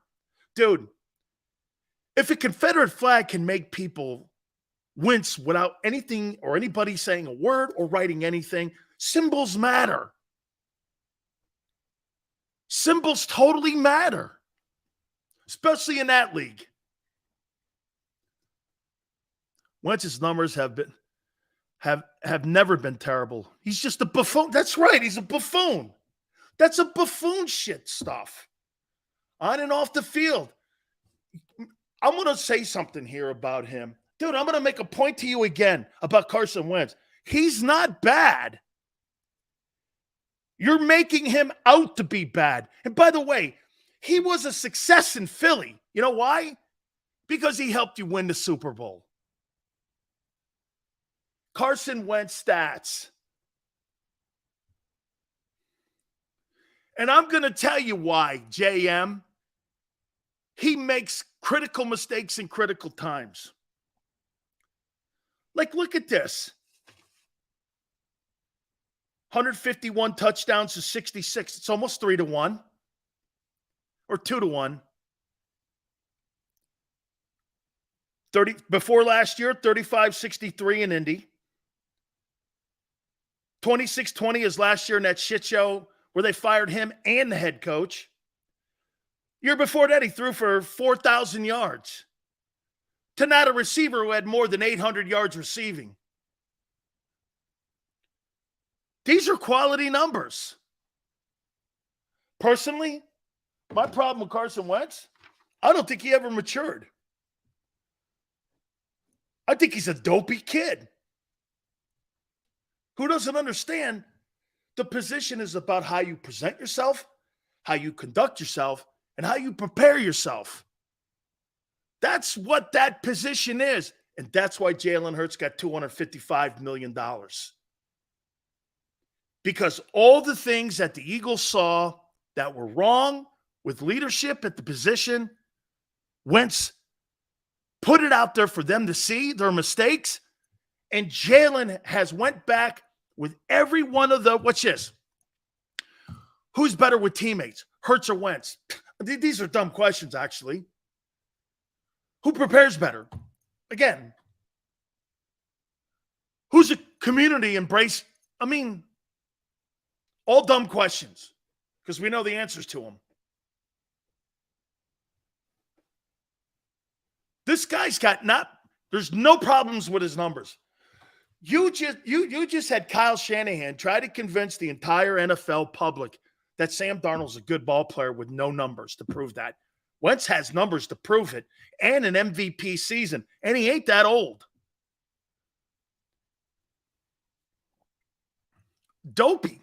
He's a dope. Eagle helmet on. I would have lit that shit on fire. New beginnings. He's got to make people feel. See what he's doing? If you're an NFL general manager and you see that picture of him with that gear on, still stuck in the mud, ain't you? I would have had a video of me and my boy taking my helmet and smashing the helmet with a sledgehammer, burning my shorts and my jersey, and saying this, new beginnings. You got to make people feel that you've turned a corner and you're outrunning your past here a bit. You got to make people, here's the most important thing again. You got to make people believe in you again. Because right now, nobody believes in you. Not even you. Dude, how about that? The person holding Carson Wentz back is not anybody in the league. It's him. That's a suck-ass way to go out, kid. That's a sorry-ass way. You're trying to tell me you think Nathan Peterman belongs on a roster and Wentz doesn't? That's stupid. But you don't want a guy like Wentz on your locker because you know why? Everyone in the locker room looks at him and goes, that guy's not a guy you want to count on when the going's tough.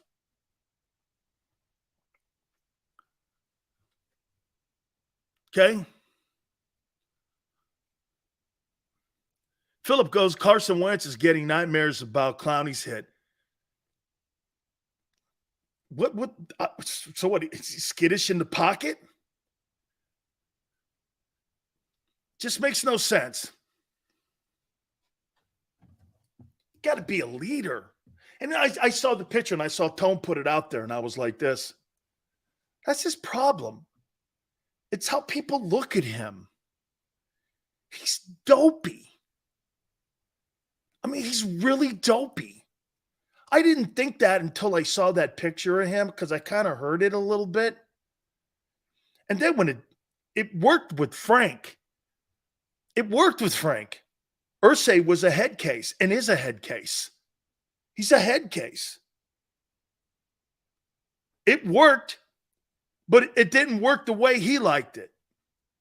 Now he's going to run his running back off. So I give him a hall pass there until I saw that. I was like, this guy's just stupid. Carson Wentz is dumb. Okay? He's dumb. And wait, how about this? The intelligence level on Jalen Hurts compared to Carson Wentz, it's like a kindergarten guy and a guy who's got a master's degree. And personally, I think that's the difference between Aaron Rodgers and Tom Brady. Aaron Rodgers, I mean, hey, look, going to Broadway plays, hanging out, doing all that, being a movie star, being a New York celebrity, something that it's like he's 10 years old. And get this, that's fired him up, but winning hasn't. Jalen Hurts and Tom Brady are fired up by winning, not by being a TV star in New York.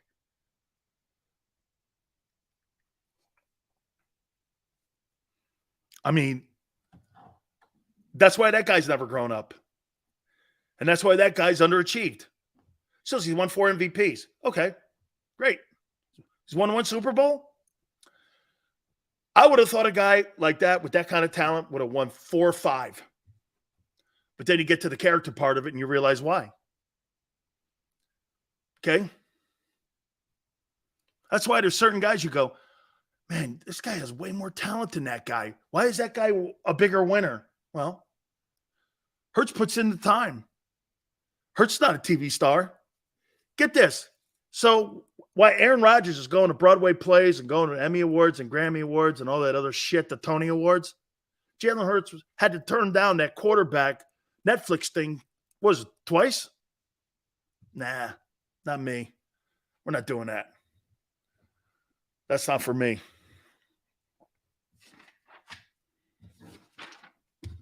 That's why they invested in him. Right there, front and center. Big Sills, our friends over at Hooters. I can't thank them enough, man. 35 years, our relationship. This bad puppy goes back to when I was a teenager. That's right. When I was a teenager, my relationship goes back with doing business with them when they were just a local restaurant in the Tampa Clearwater area, where the very first one was put up by Ed Drotsky, and to where we are now, where the 2023 home of the National Football Show is going to be King of Prussia Hooters. We're looking so forward to seeing you out there. And look, draft parties, one place to be. Your preseason football, make sure you get there. This is the official home of Eagle fans. You're going to absolutely love it when you get to the King of Prussia Hooters. There is no place like it.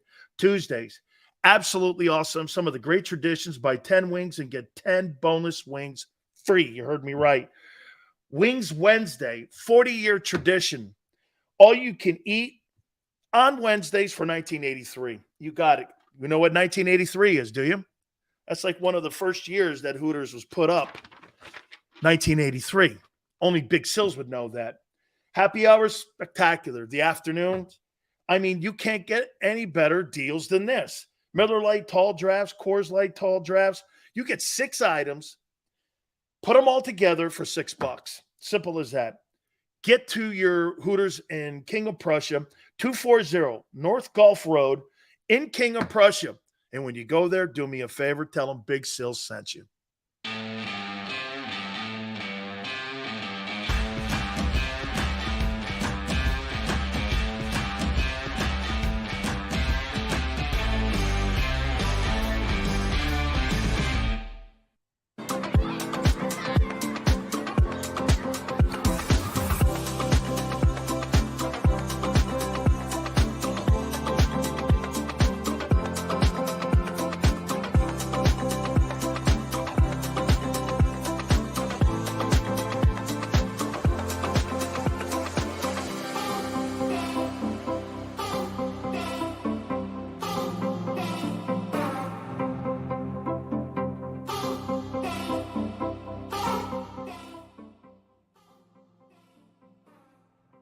Heading down the shore, have a ball once more.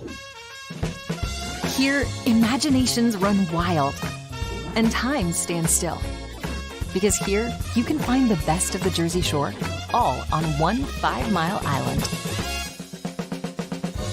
So leave the old you behind and get lost in the woods. Wild, wild, wildwood days. Score and save in southeastern PA and Delaware with Colony Pools this football season, and let the experts close your pool with a custom Merlin safety cover in green for the birds. And if you join our Winter Watch team, we'll give you another 20% off, and Colony Pools will handle it all. Keep your tiles on your pool, not in your pool. Fly with Colony right now, birds fans. Visit flywithcolony.com.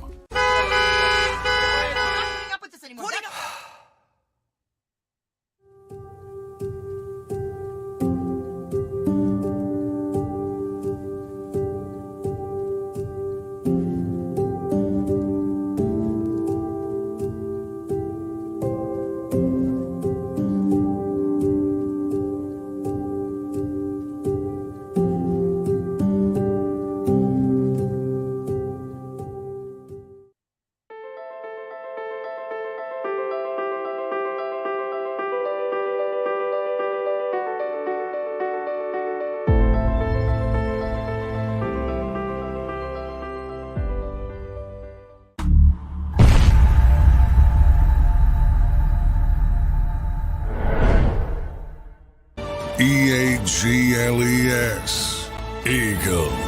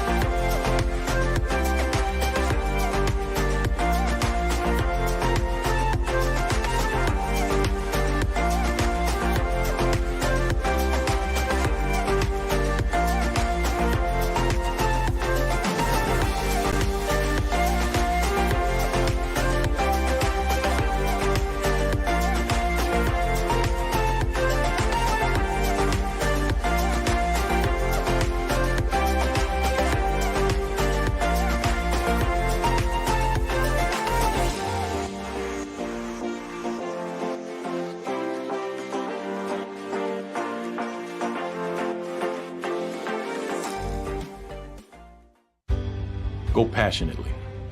Go fearlessly. Go confidently. Go Birds! Go confidently towards your goals with First Trust, Philly's hometown bank for nearly 90 years, and the official bank of the Philadelphia Eagles. We're focused on getting you over the goal line. So go with conviction, go with trust, Go Birds! and go forward with us by your side. First Trust Bank, the official bank of Philadelphia dreams.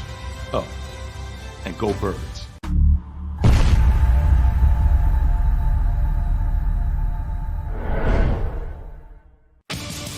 The greatest fans on earth. It's a bold statement, but would you expect anything less from Philadelphia? 58 years of heartache creates a toughness, a grit, a resolve not found in most. Sure, our prayers were answered, but now that we've had a taste, we're looking for more. Pondley Hockey, official partner of the Philadelphia Eagles. All right, did you know I was the mommy slam dunk champion? Really? Yes, really don't sound so surprised. Let's see it. Oh, you're ready. All right, here we go. Let's hear the crowd. So go to right, I go to left, fake 'em out. Mama, go up, up, up. She did it. Again? You can't avoid gravity, but United Healthcare can help you avoid financial surprises by helping you compare costs and doctor quality ratings. United Healthcare. Uh-huh. Eagles. Eagles.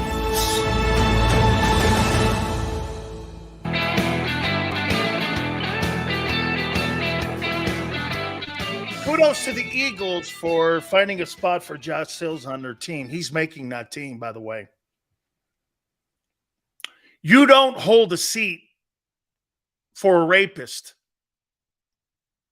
They must have believed him. And with some of you snowflakes, you probably would have won anyway. You should have got rid of him anyway. No. If you recruit a kid, you draft a kid, you develop a kid, and you get to know a kid, this had to come down to Jeff Stoutland going, no, I want the kid. Because most organizations would just cut this loose.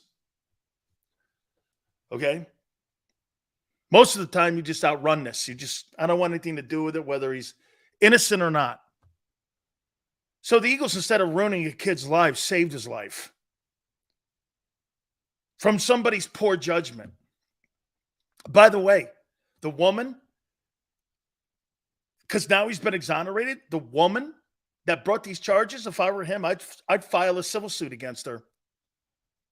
Don't let these people get away with that shit anymore. If you're truly innocent, go after these people. They don't deserve to be on this earth when you do shit like that. Try to ruin this kid's life. And let me just put it to you this way. There's not a chance in hell. Josh Sills is not a starter. You could just kick this guy to the curb and treat the kid like trash. No one will give a shit. We're not talking about Landon Dickerson here. But the Eagles had faith in him. Had to be from the position coach. Had to be. Now, there's something with this kid. I like him. There's a spot on this. He's making that team. Okay? You're damn right, JM. When you're trying to ruin people's lives because you fucking lie, yeah, you don't deserve it. Accusing a person of rape? You're a scumbag. What a bleeding heart. I will never. Hey, by the way, I got a daughter. And I'm very critical of shit like that. But if you're innocent, that is so uncool to try to destroy another human being's life. Whatever, dude. I know your character now. That's all I need to know. It's all good, dude. I don't give people passes for people destroying others' lives. Sorry, I'm not that nice. I believe that's criminal. Like this kid Matarizm. Eagles should go after him now. You try to ruin a person's life, put him in prison, end his life, lock him up behind bars for 50 years. And you think you have a right to just walk away from that free. Something wrong with people who think that. Everyone has an opinion until they're on the receiving end of the accusations. I believe false accusations should face jail time, but that's just me, Tone. Trying to ruin people's lives. But see, just like the Duke lacrosse case, you had a prosecutor that lied like hell because he was going for a political office and he was trying to get people in the community. And you know what, too? I don't blame the black activists that came to the defense of everybody, because you know why? It was the prosecutor who just spread lies, and they ruined those 5 kids' lives and the entire Duke team, who were the reigning and defending NCAA champions. I never heard anybody apologize for that. They just walked away from that. They just walked away from that. Okay?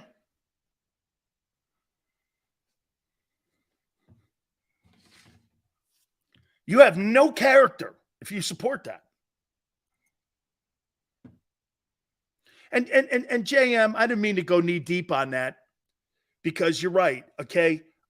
My aunt is going to kill me on that. I would never want anybody to ever die either. I wouldn't, because that's not cool either. Because I got to be above, you know what? Because I got to actually be above losers like that. Okay? And so we'll walk that back, okay? Because my aunt hates the word hate. And so I agree. Fair enough? Okay. Just, I just hate when people do those things. You put people under the prison for that. Whew. Congratulations, Josh Sills. I'm so happy that you're back on the Eagles and that the organization believed in you, where most places don't. Okay? I just absolutely am happy for you and your family. Good for you. Good for you. And as a matter of fact, I'll do something that my aunt would say. I pray for that person that accused Josh Sills of that. You need a lot of help. There's something sinister about you and your life. You're right. I should take the other look at way of this and go, God help you. Power Hour. Gary Cobb will join me at 5:30 Eastern. We'll ask him about the new additions at linebacker, what it means. What does it mean to him? We'll get his thoughts from Fox 29. Was at camp, and he was also at a event today with the Eagles, so we'll talk to him. Hit the like button. Keep it here on the National Football Show.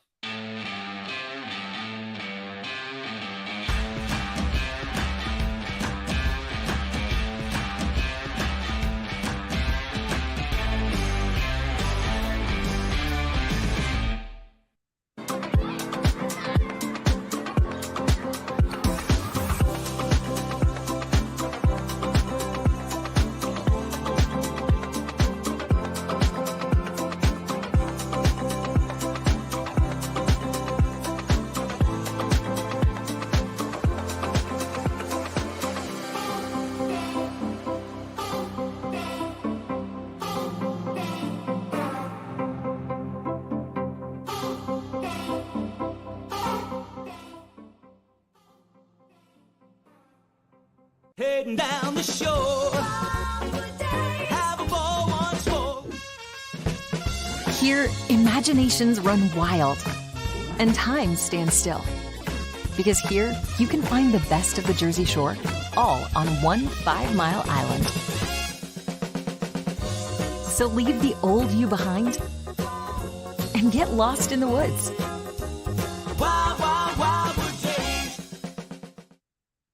Score and save in southeastern PA and Delaware with Colony Pools this football season, and let the experts close your pool with a custom Merlin safety cover in green for the birds. And if you join our Winter Watch team, we'll give you another 20% off, and Colony Pools will handle it all. Keep your tiles on your pool, not in your pool. Fly with Colony right now, Birds fans. Visit flywithcolony.com.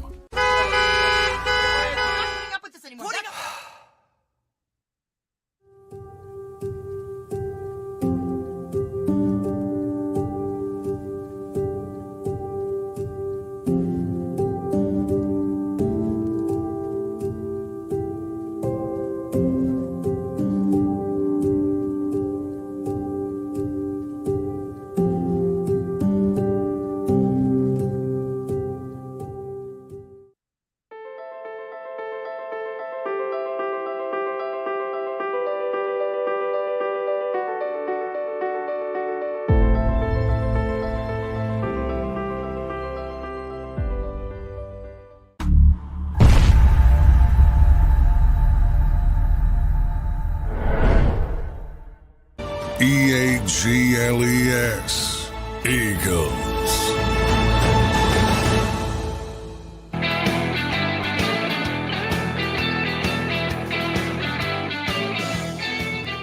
I don't get this Gruden thing.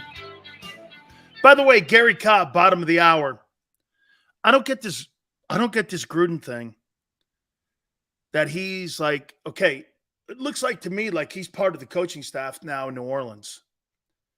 He's been there every week. He's been a consultant every week. He's coaching the quarterbacks. And he's coaching Derek Carr because that was his coach with the Raiders. It makes sense. Dennis Allen can – you see what they're doing here? They're using two head coaches in New Orleans. Dennis Allen's a defensive-minded guy, so he's going to handle the defense.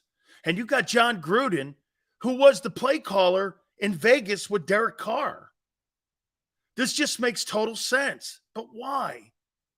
Why are you putting a charade on that he's a consultant when you know deep down that he's not a consultant and he's really part?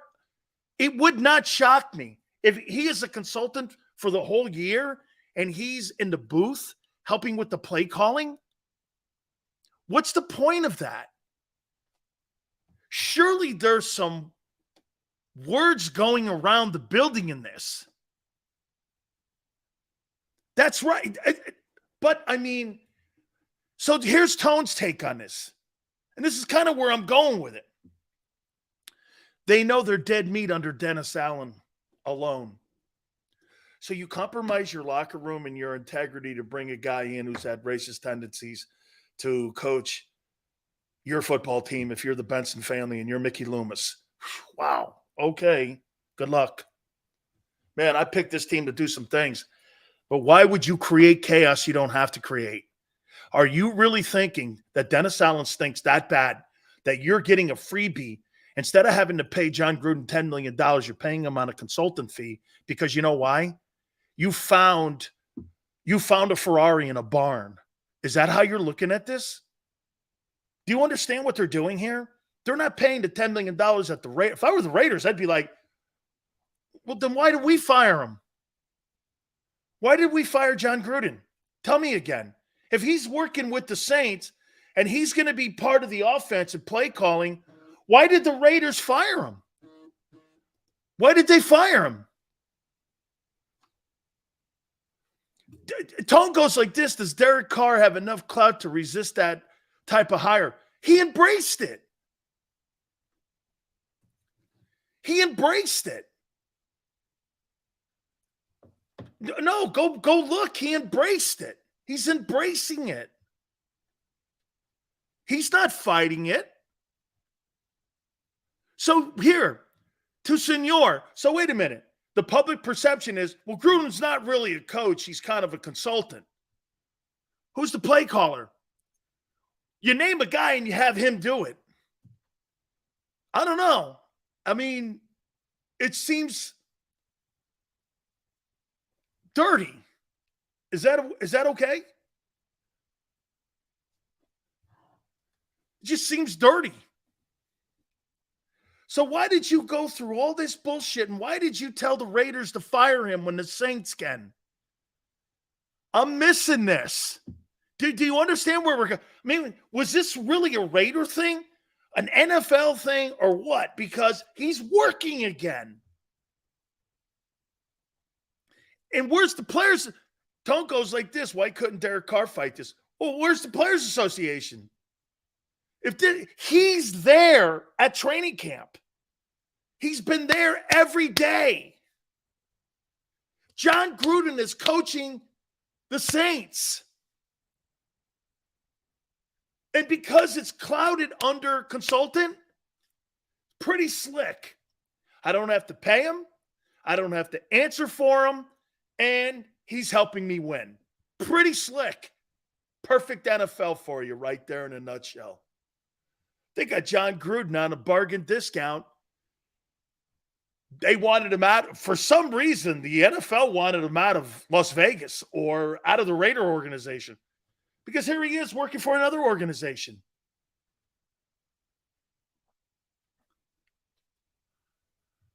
Sapp defended him. Hey, in my opinion, I think John Gruden is going to be back coaching. I don't know if he'll ever be a head coach.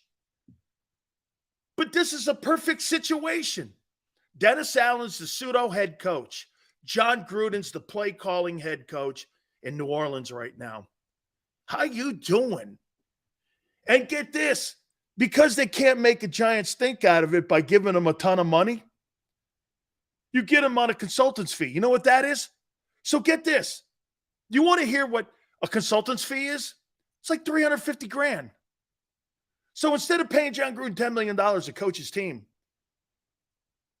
Mickey Loomis only pays him $350,000. I mean, I go, surely he's only there for a couple, because consultants, you're like this. Well, he's got to only be there for like a couple. He's been there every day at training camp installing. And he's been working with Derek Carr. They're putting the same offense they put in Las Vegas in New Orleans. And John Gruden's doing it for $350,000 because John Gruden has to if he wants to get back into coaching. Now, I would say this to you. How about this one? Yale, smart. Here's a better one for you. Hey, Tone. I agree with you too, Tone. Okay?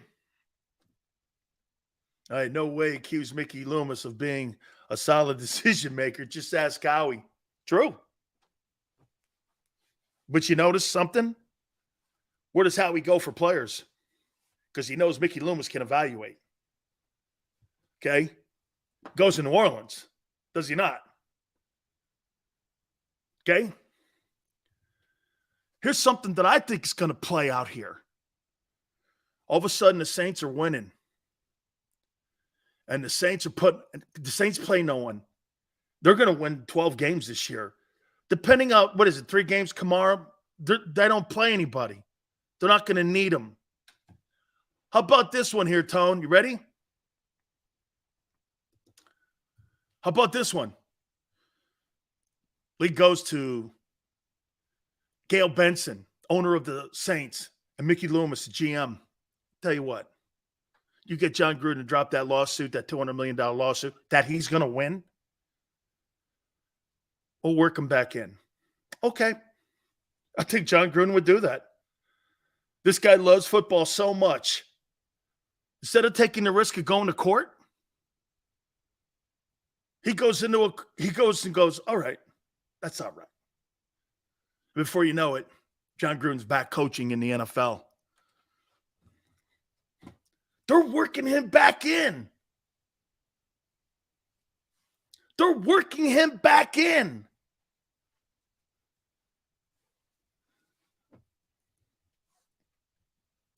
through the Saints and through a consulting role.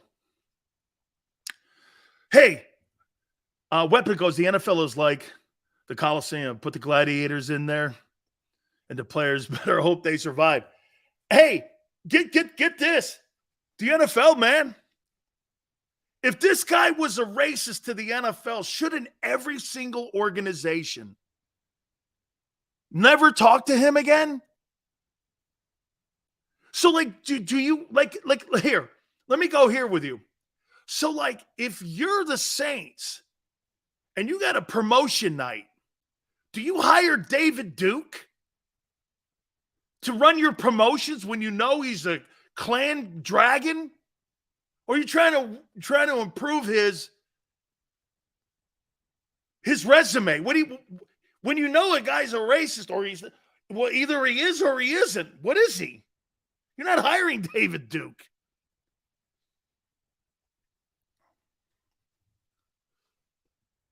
Right?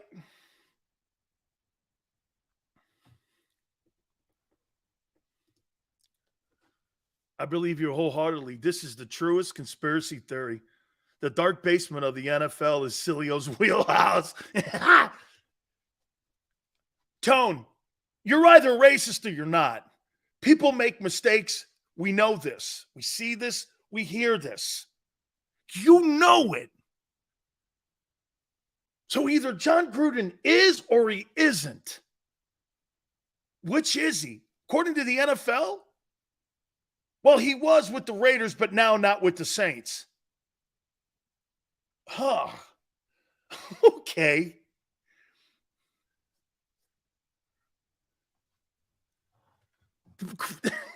Which is he? I'm not. See how the NFL confuses you? A slip of the tongue is one thing. Numerous emails? Yeah, because numerous emails, you're putting thought down on, hey, somebody say something stupid. Hello. That's a given.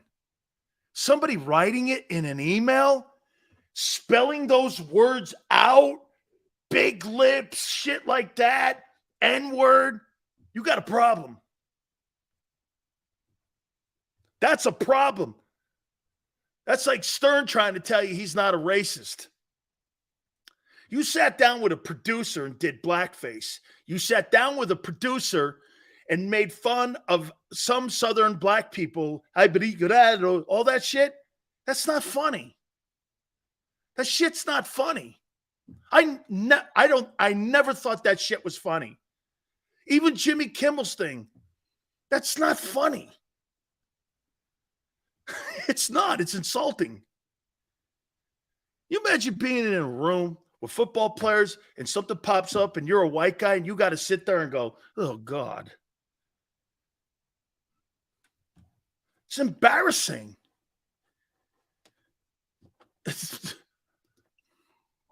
Imagine spell checking, trying to save Gruden, and he erased it.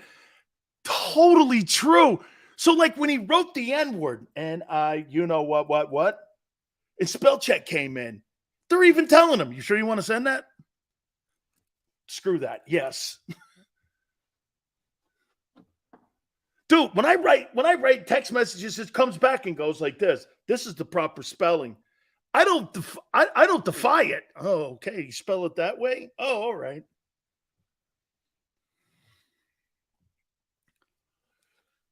Yeah, Jimmy Kimmel too, man, doing that stupid shit. That's not funny. I never laughed at that stuff. It's not funny. That's not funny. Okay? Richard Pryor's funny when he makes fun of Italians.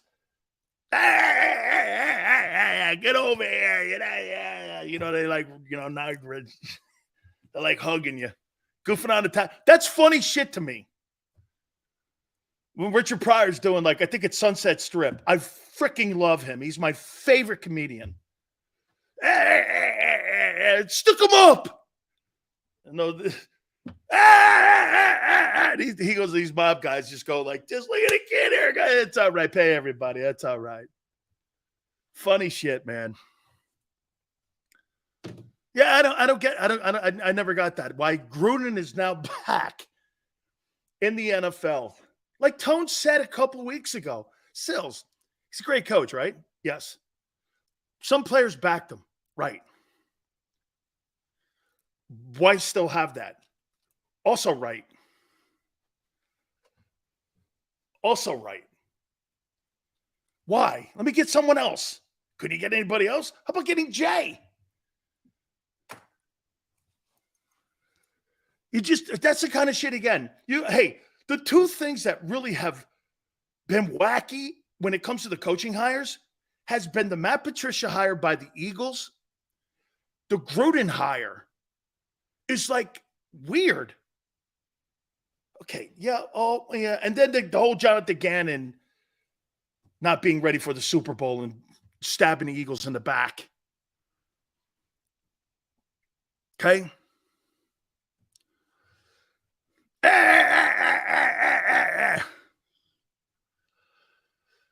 Let's see here. Hey, it just, I don't get it. And I'm with you on that. All right. Let me go here now. Let me go back. And I want to reset this. Where's that sheet? Here it is.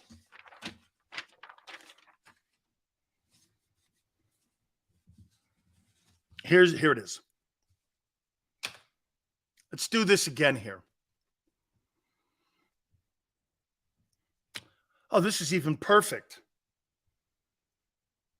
As we get ready for my friend Gary Cobb here, I gotta say this. So they sign Miles Jack and they sign Zach Cunningham.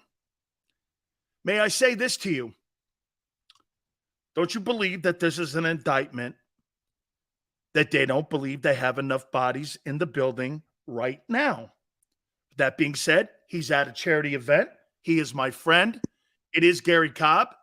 How's the event going, Gary? It's going well. It's going well. But we got some struggles out here, but that's okay. How many golf balls lost?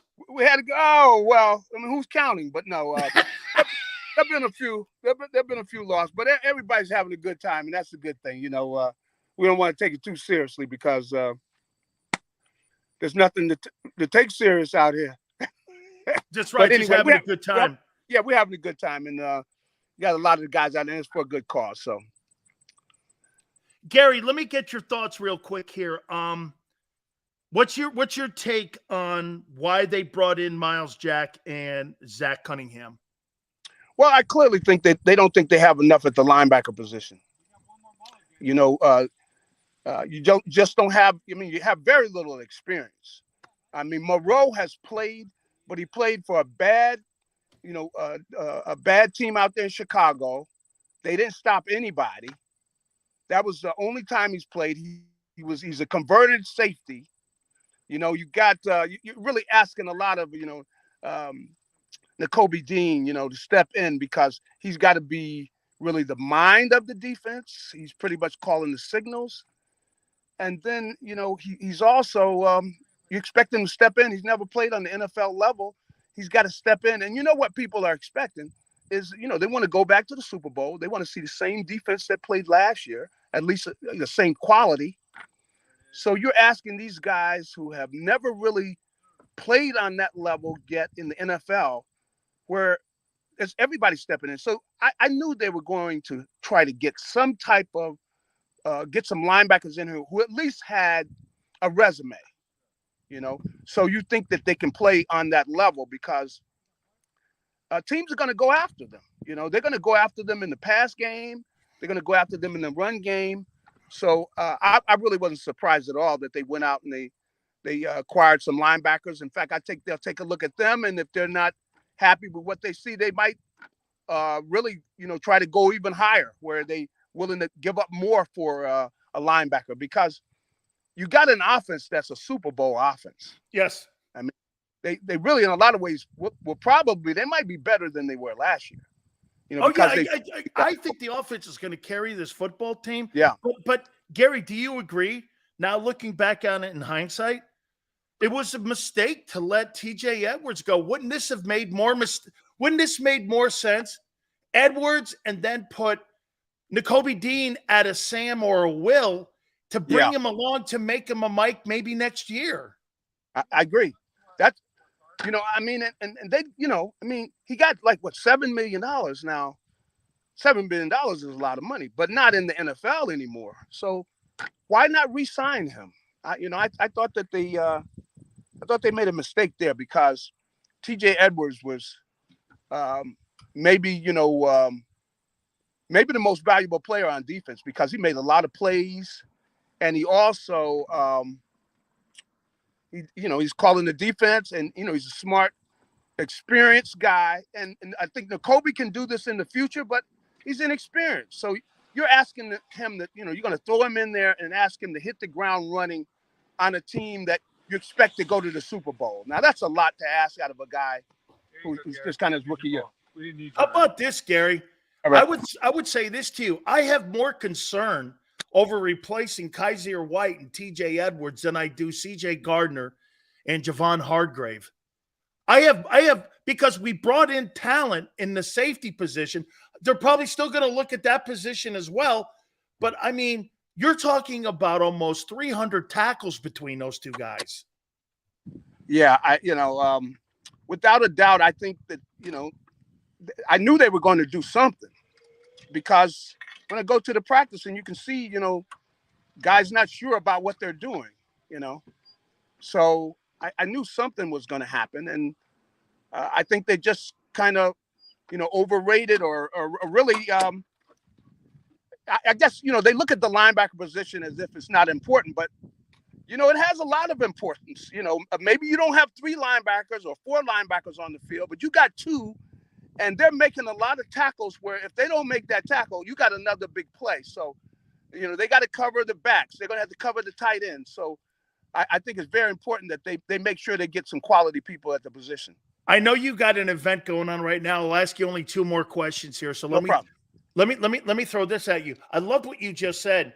So you think because there's no money tied into this, there's really no commitment with Cunningham and with Jack, that if these guys don't work up, they'll elevate the commitment if they feel suited, that they may have to go get somebody out there and make a deal for somebody that's younger and maybe a little bit better and got more gas in the tank.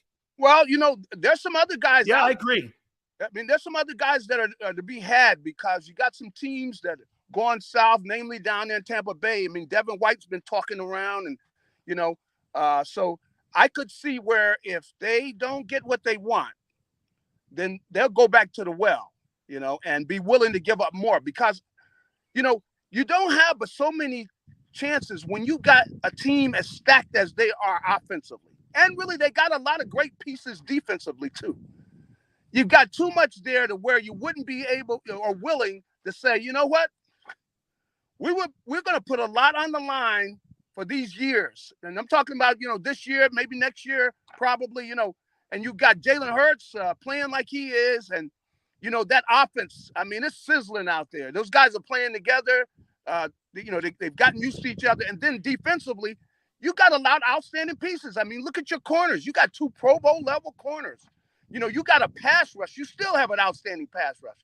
And so you got all those pieces in place.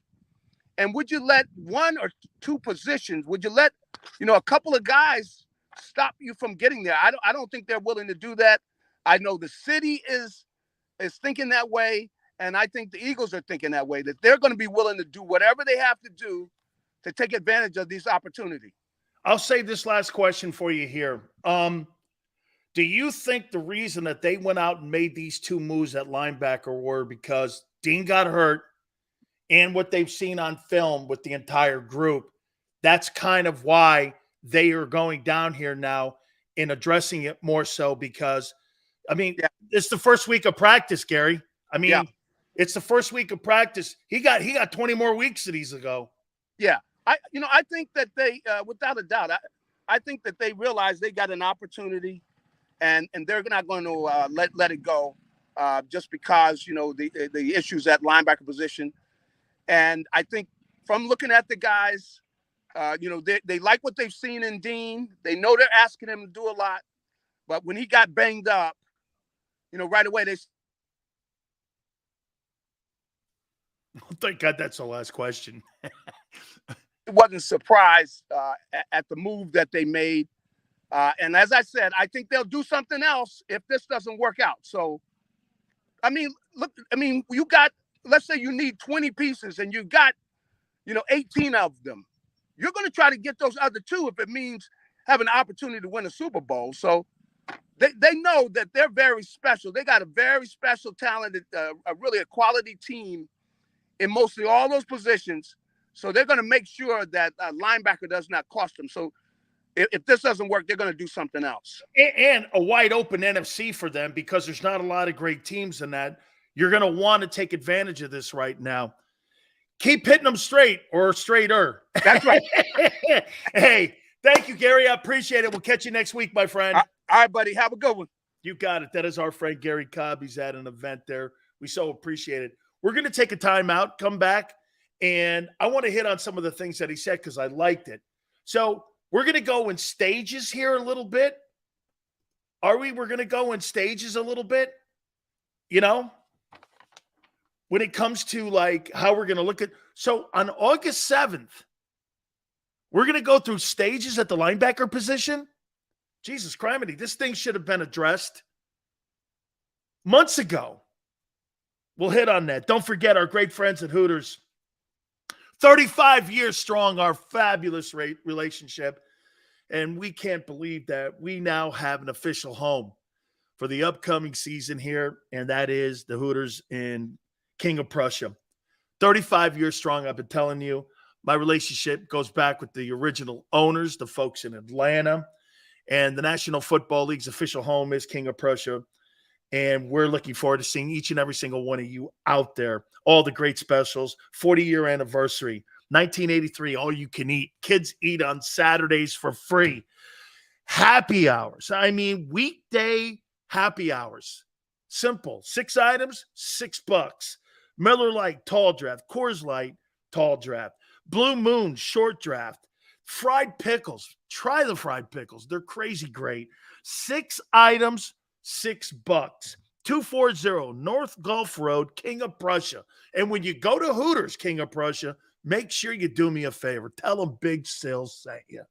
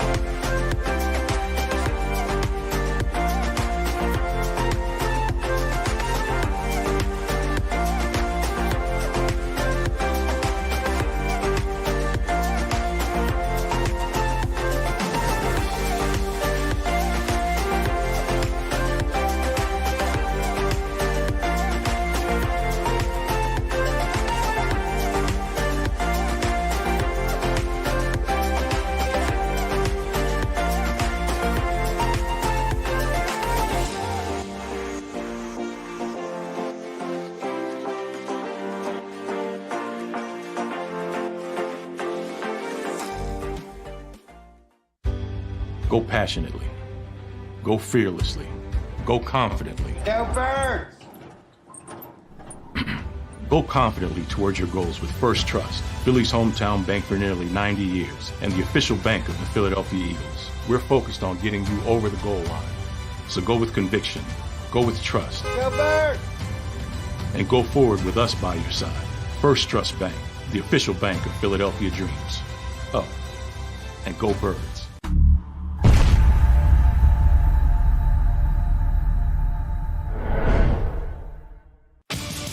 The greatest fans on earth. It's a bold statement, but would you expect anything less from Philadelphia? 58 years of heartache creates a toughness, a grit, a resolve not found in most.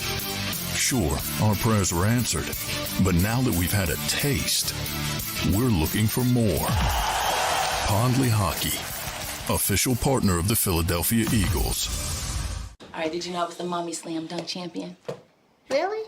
Yes, really don't sound so surprised. Let's see it. Oh, you're ready. All right, here we go. Let's hear the crowd. So go to right, I go to left, fake 'em out. Mama, go up, up, up. She did it. Again? You can't avoid gravity, but United Healthcare can help you avoid financial surprises by helping you compare costs and doctor quality ratings. United Healthcare. Uh-huh. EAGLES. Eagles.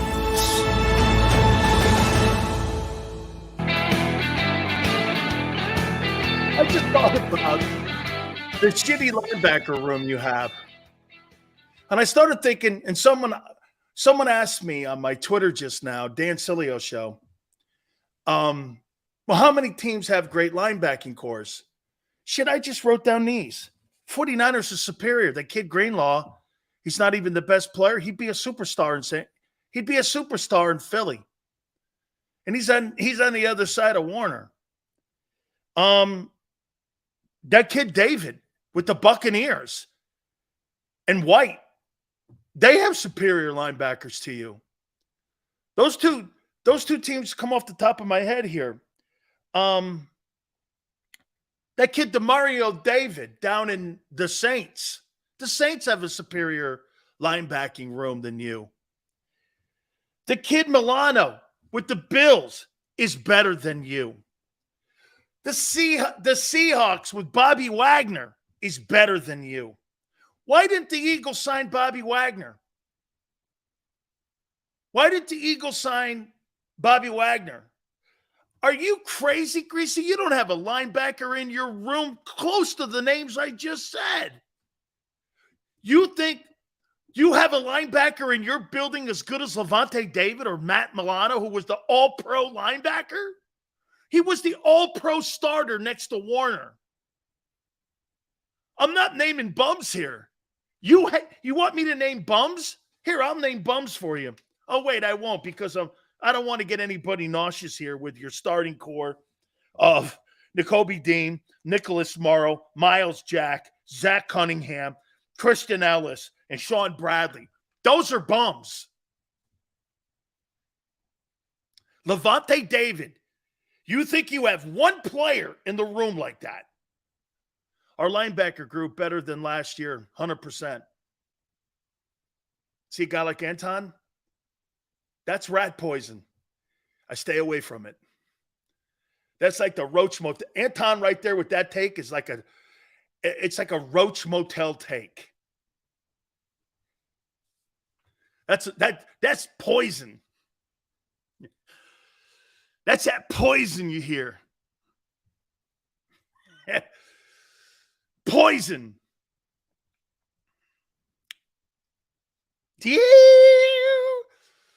Look at, I love this one. Hey, this is great. Arthur goes to Kobe Dean. Pro Bowl. Of what? IR? How do you make the Pro Bowl on IR? How do you make the Pro Bowl on IR? Is he practicing or is he still in a boot or what is he? Is he in a walking chair or is he in a Paul Pierce wheelchair? I don't know why I brought the Paul Pierce wheelchair out, Tone. It just seemed appropriate. I don't know, man. Every time I think of the wheelchair, I think of Paul Pierce. Don't ask me. I don't know.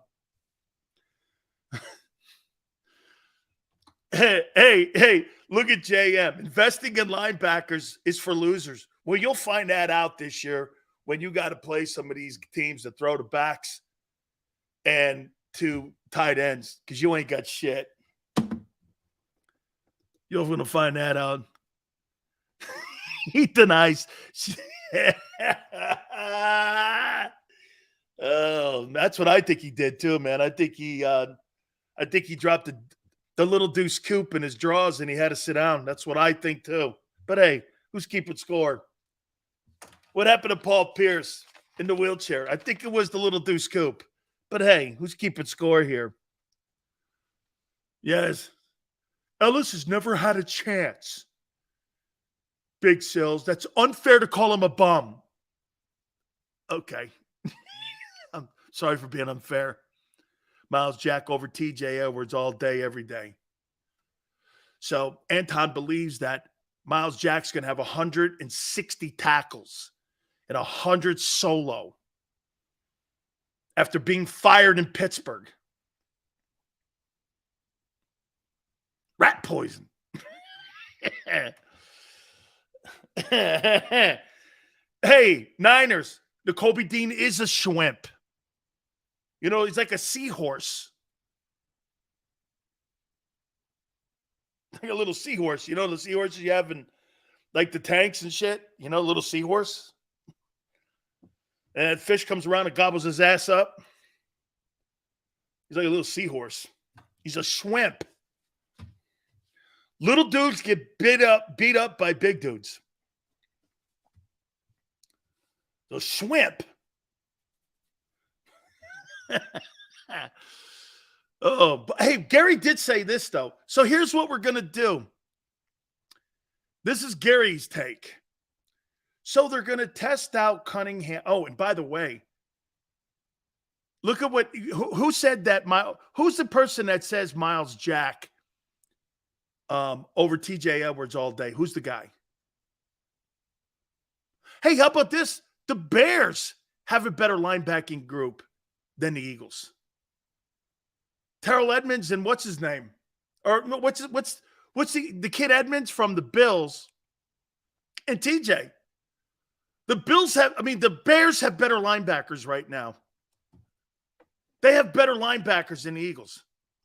Terrell Edmonds. Or Tremaine Edmonds. Yeah.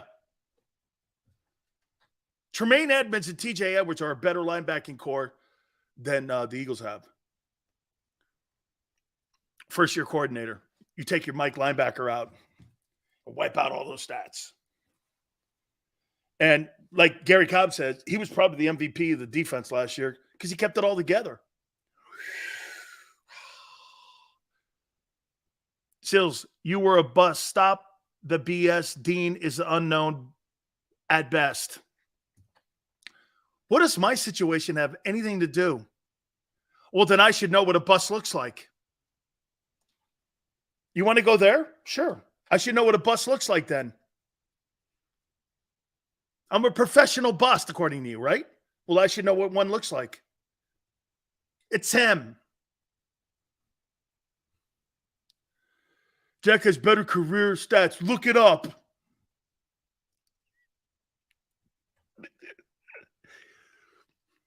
Guy got a $7 million raise in Chicago. Your guy has no money behind him. The Eagles didn't give him a cent. You want a job? He's making camp money. Do you understand that? No signing bonus. Do you know what that means? I'll tell you what he's making. How many years has he been in the league? I'll tell you exactly what he's making.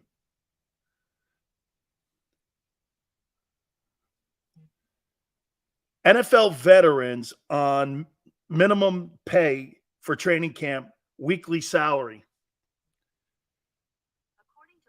Okay. He's making $3,500 a week.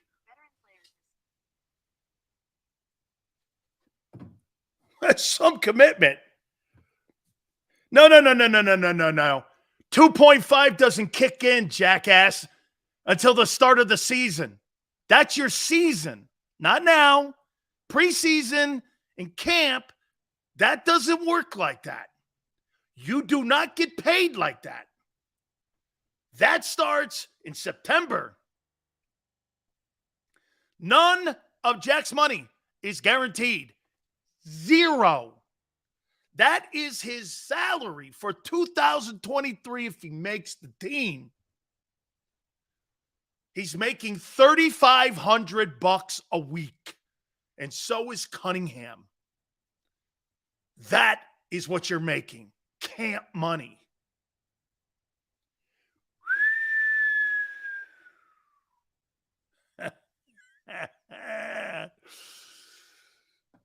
$3,500 a week.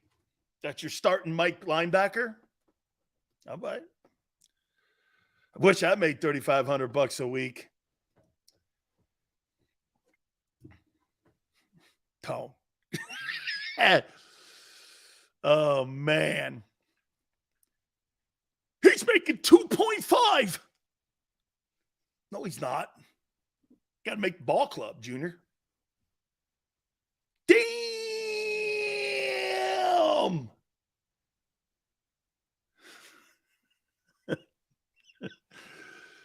Oh, man. That's why those guys, don't you understand? That's why Sue and Joseph last year didn't come to camp. They were not going to come to camp and make that money until the season started. 10-year veteran like that, it's not going to work for $3,500 a week on a minimum deal. They gave him $2 million. Yeah, when the season started. That's why they signed him during the year.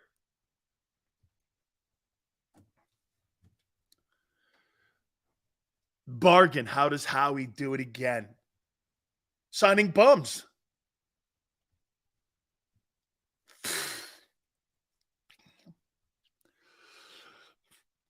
Where was the elite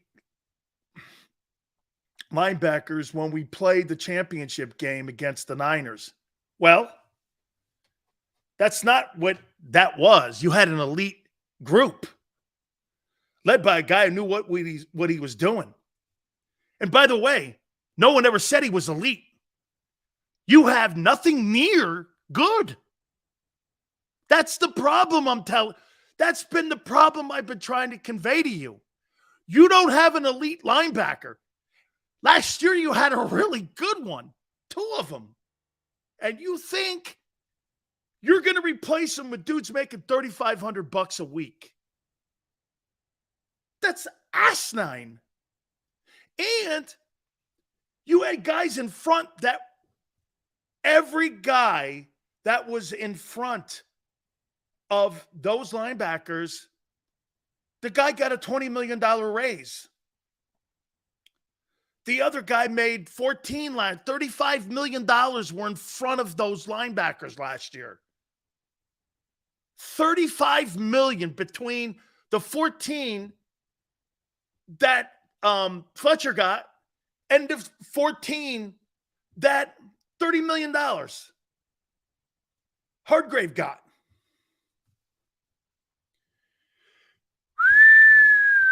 TJ Elite, who said that? That's the point, Callie Green. You had a guy that was really good and he's not elite, who made $7 million moving away from the place. It got a raise, and you got to replace 160 tackles with a guy who's got 32 snaps to his name. There's no, hey, let me go on to something that had some common sense on the side of just sitting here talking to some of you assholes. I'll say this. I'll go here.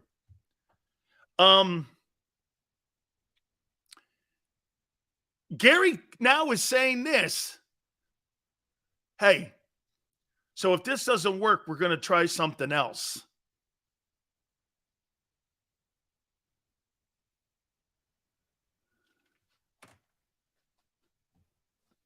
Batman goes, Sills I'm not getting mad. No, I just move on. Because it's dumb talk. You can't continue to talk to dumb people. So I'm just going to ignore it. It's all good. I don't get mad on – that's you guys. I don't get mad on sports talk. Sports talk? It's sports talk. Okay? Have a good dinner. Little Chardonnay. Little Chianti. Give a shit.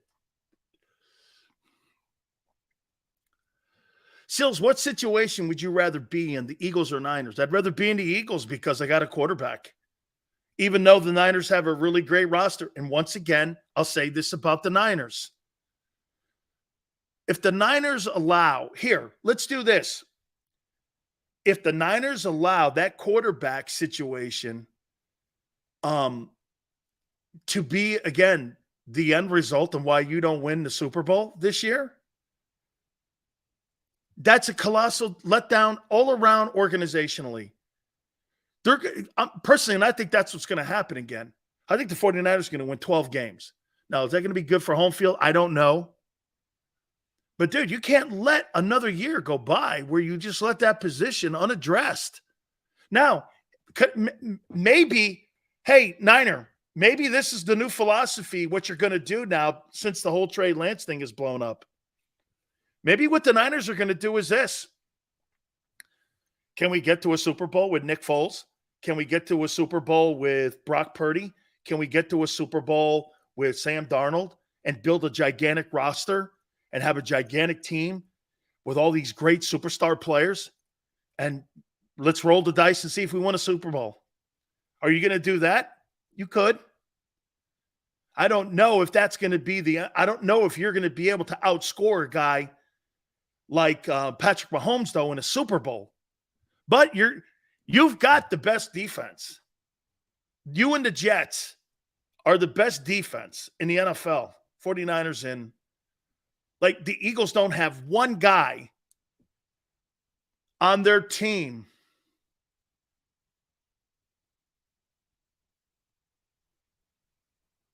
let me think about that defensively.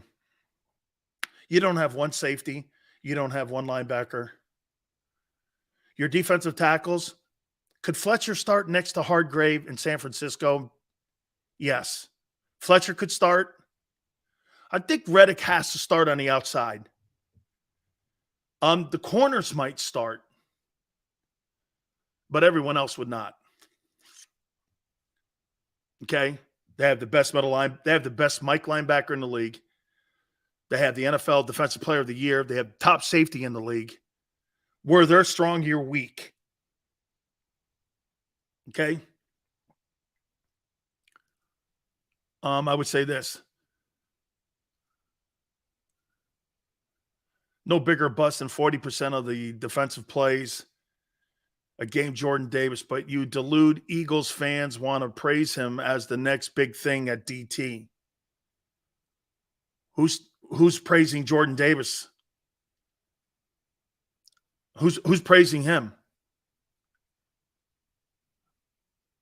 Who's praising Jordan Davis? Stave Puff, Marshmallow guy, better show up this year. Supposedly, he's a slimmed down marshmallow. How could you be 25 and fat? I mean, I don't get that.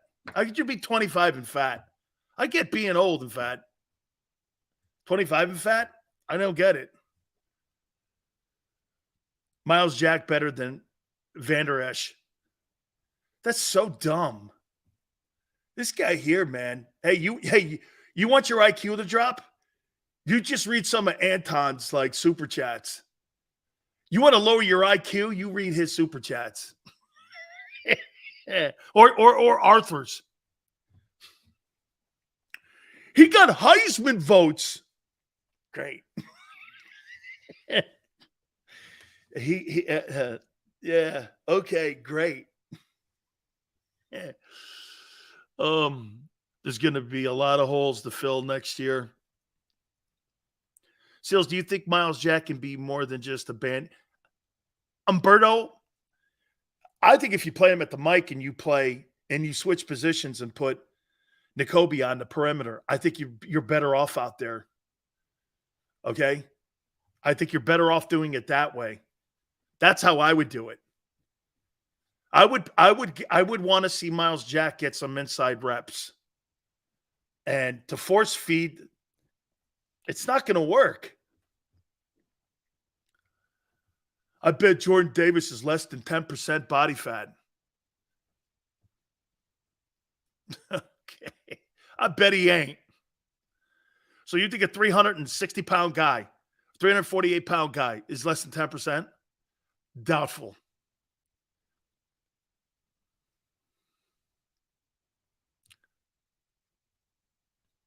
Hassan Reddick is a linebacker, so he can cover. That wasn't the case a year ago. He was horrible at it. He's not fat. So the biggest thing with the guy was his conditioning. And now he slimmed up, laid off the Happy Meals. Okay. Being fat, dude, okay, is a lifelong commitment that you have. Being in shape all the time is something that becomes a daily thing for you. It's not just showing up and camp in shape. It's a lifestyle. So he changed his lifestyle. I sure hope he changes his production because he's not been for the last 5 years.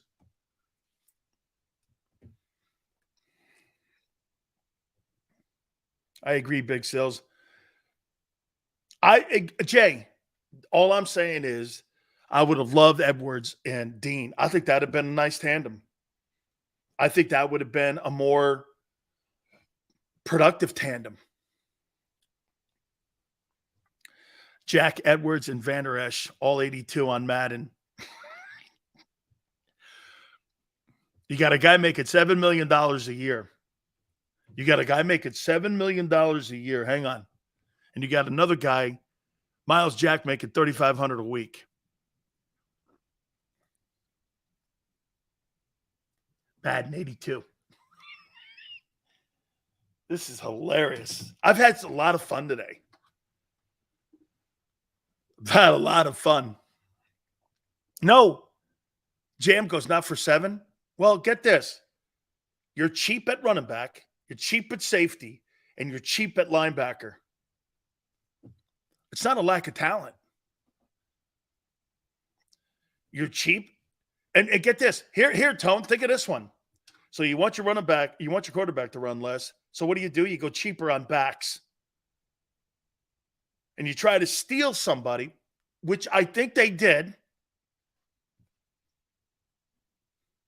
You see, the one thing you had with being cheap last year, you had 2 good players. Okay?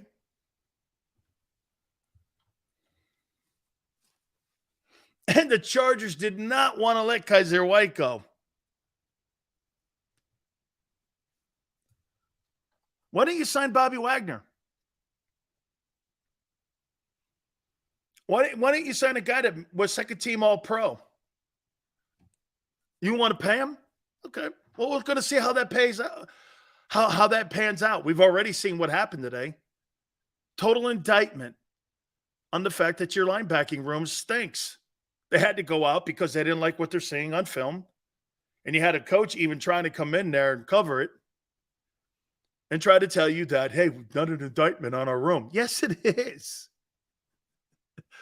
Yes, it is. Wagner didn't want to come here. People go anywhere for dough, dude. I just saw a quarterback 2 years ago sign a contract to go to Cleveland. You play. Hey, Tone. Would you play on Pluto if we gave you $10 million?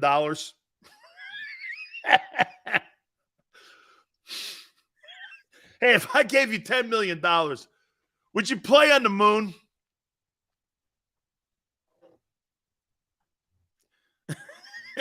What ring do you want me to play on? I'm there. If that thing comes around every Sunday, I'm ready to rock, baby. Yes, sir. Love it. My God, are we going to have a lot to talk about. How you doing, man? You know what? I'll tell you this. Tone's taught me a lot. I was like, hey, I thought the owner was doing it. That dude's won 1 Super Bowl, Sills. I'm a spoiled man. I want more. Let's go here. I think Jalen's going to have a big season, though. And I'm going to agree with Tone on this. If I really, with Lamar and with Jalen, I think I do have to land on the side of Jalen Hurts if I'm going to build my team around one of these guys. Just the decision-making. He may not be the athlete that Lamar is, but you think Brady's the athlete Aaron Rodgers is? I don't. All right. Thank you guys so much for coming aboard. Xander, Big Joe, we thank you very much. Tone, kicking ass, man. Just killing it. And I apologize for not mentioning you last Friday. So I make up double here, okay? Just absolutely kicking ass. Don't forget, 3 to 6 tomorrow. And We shall catch you on the flip side.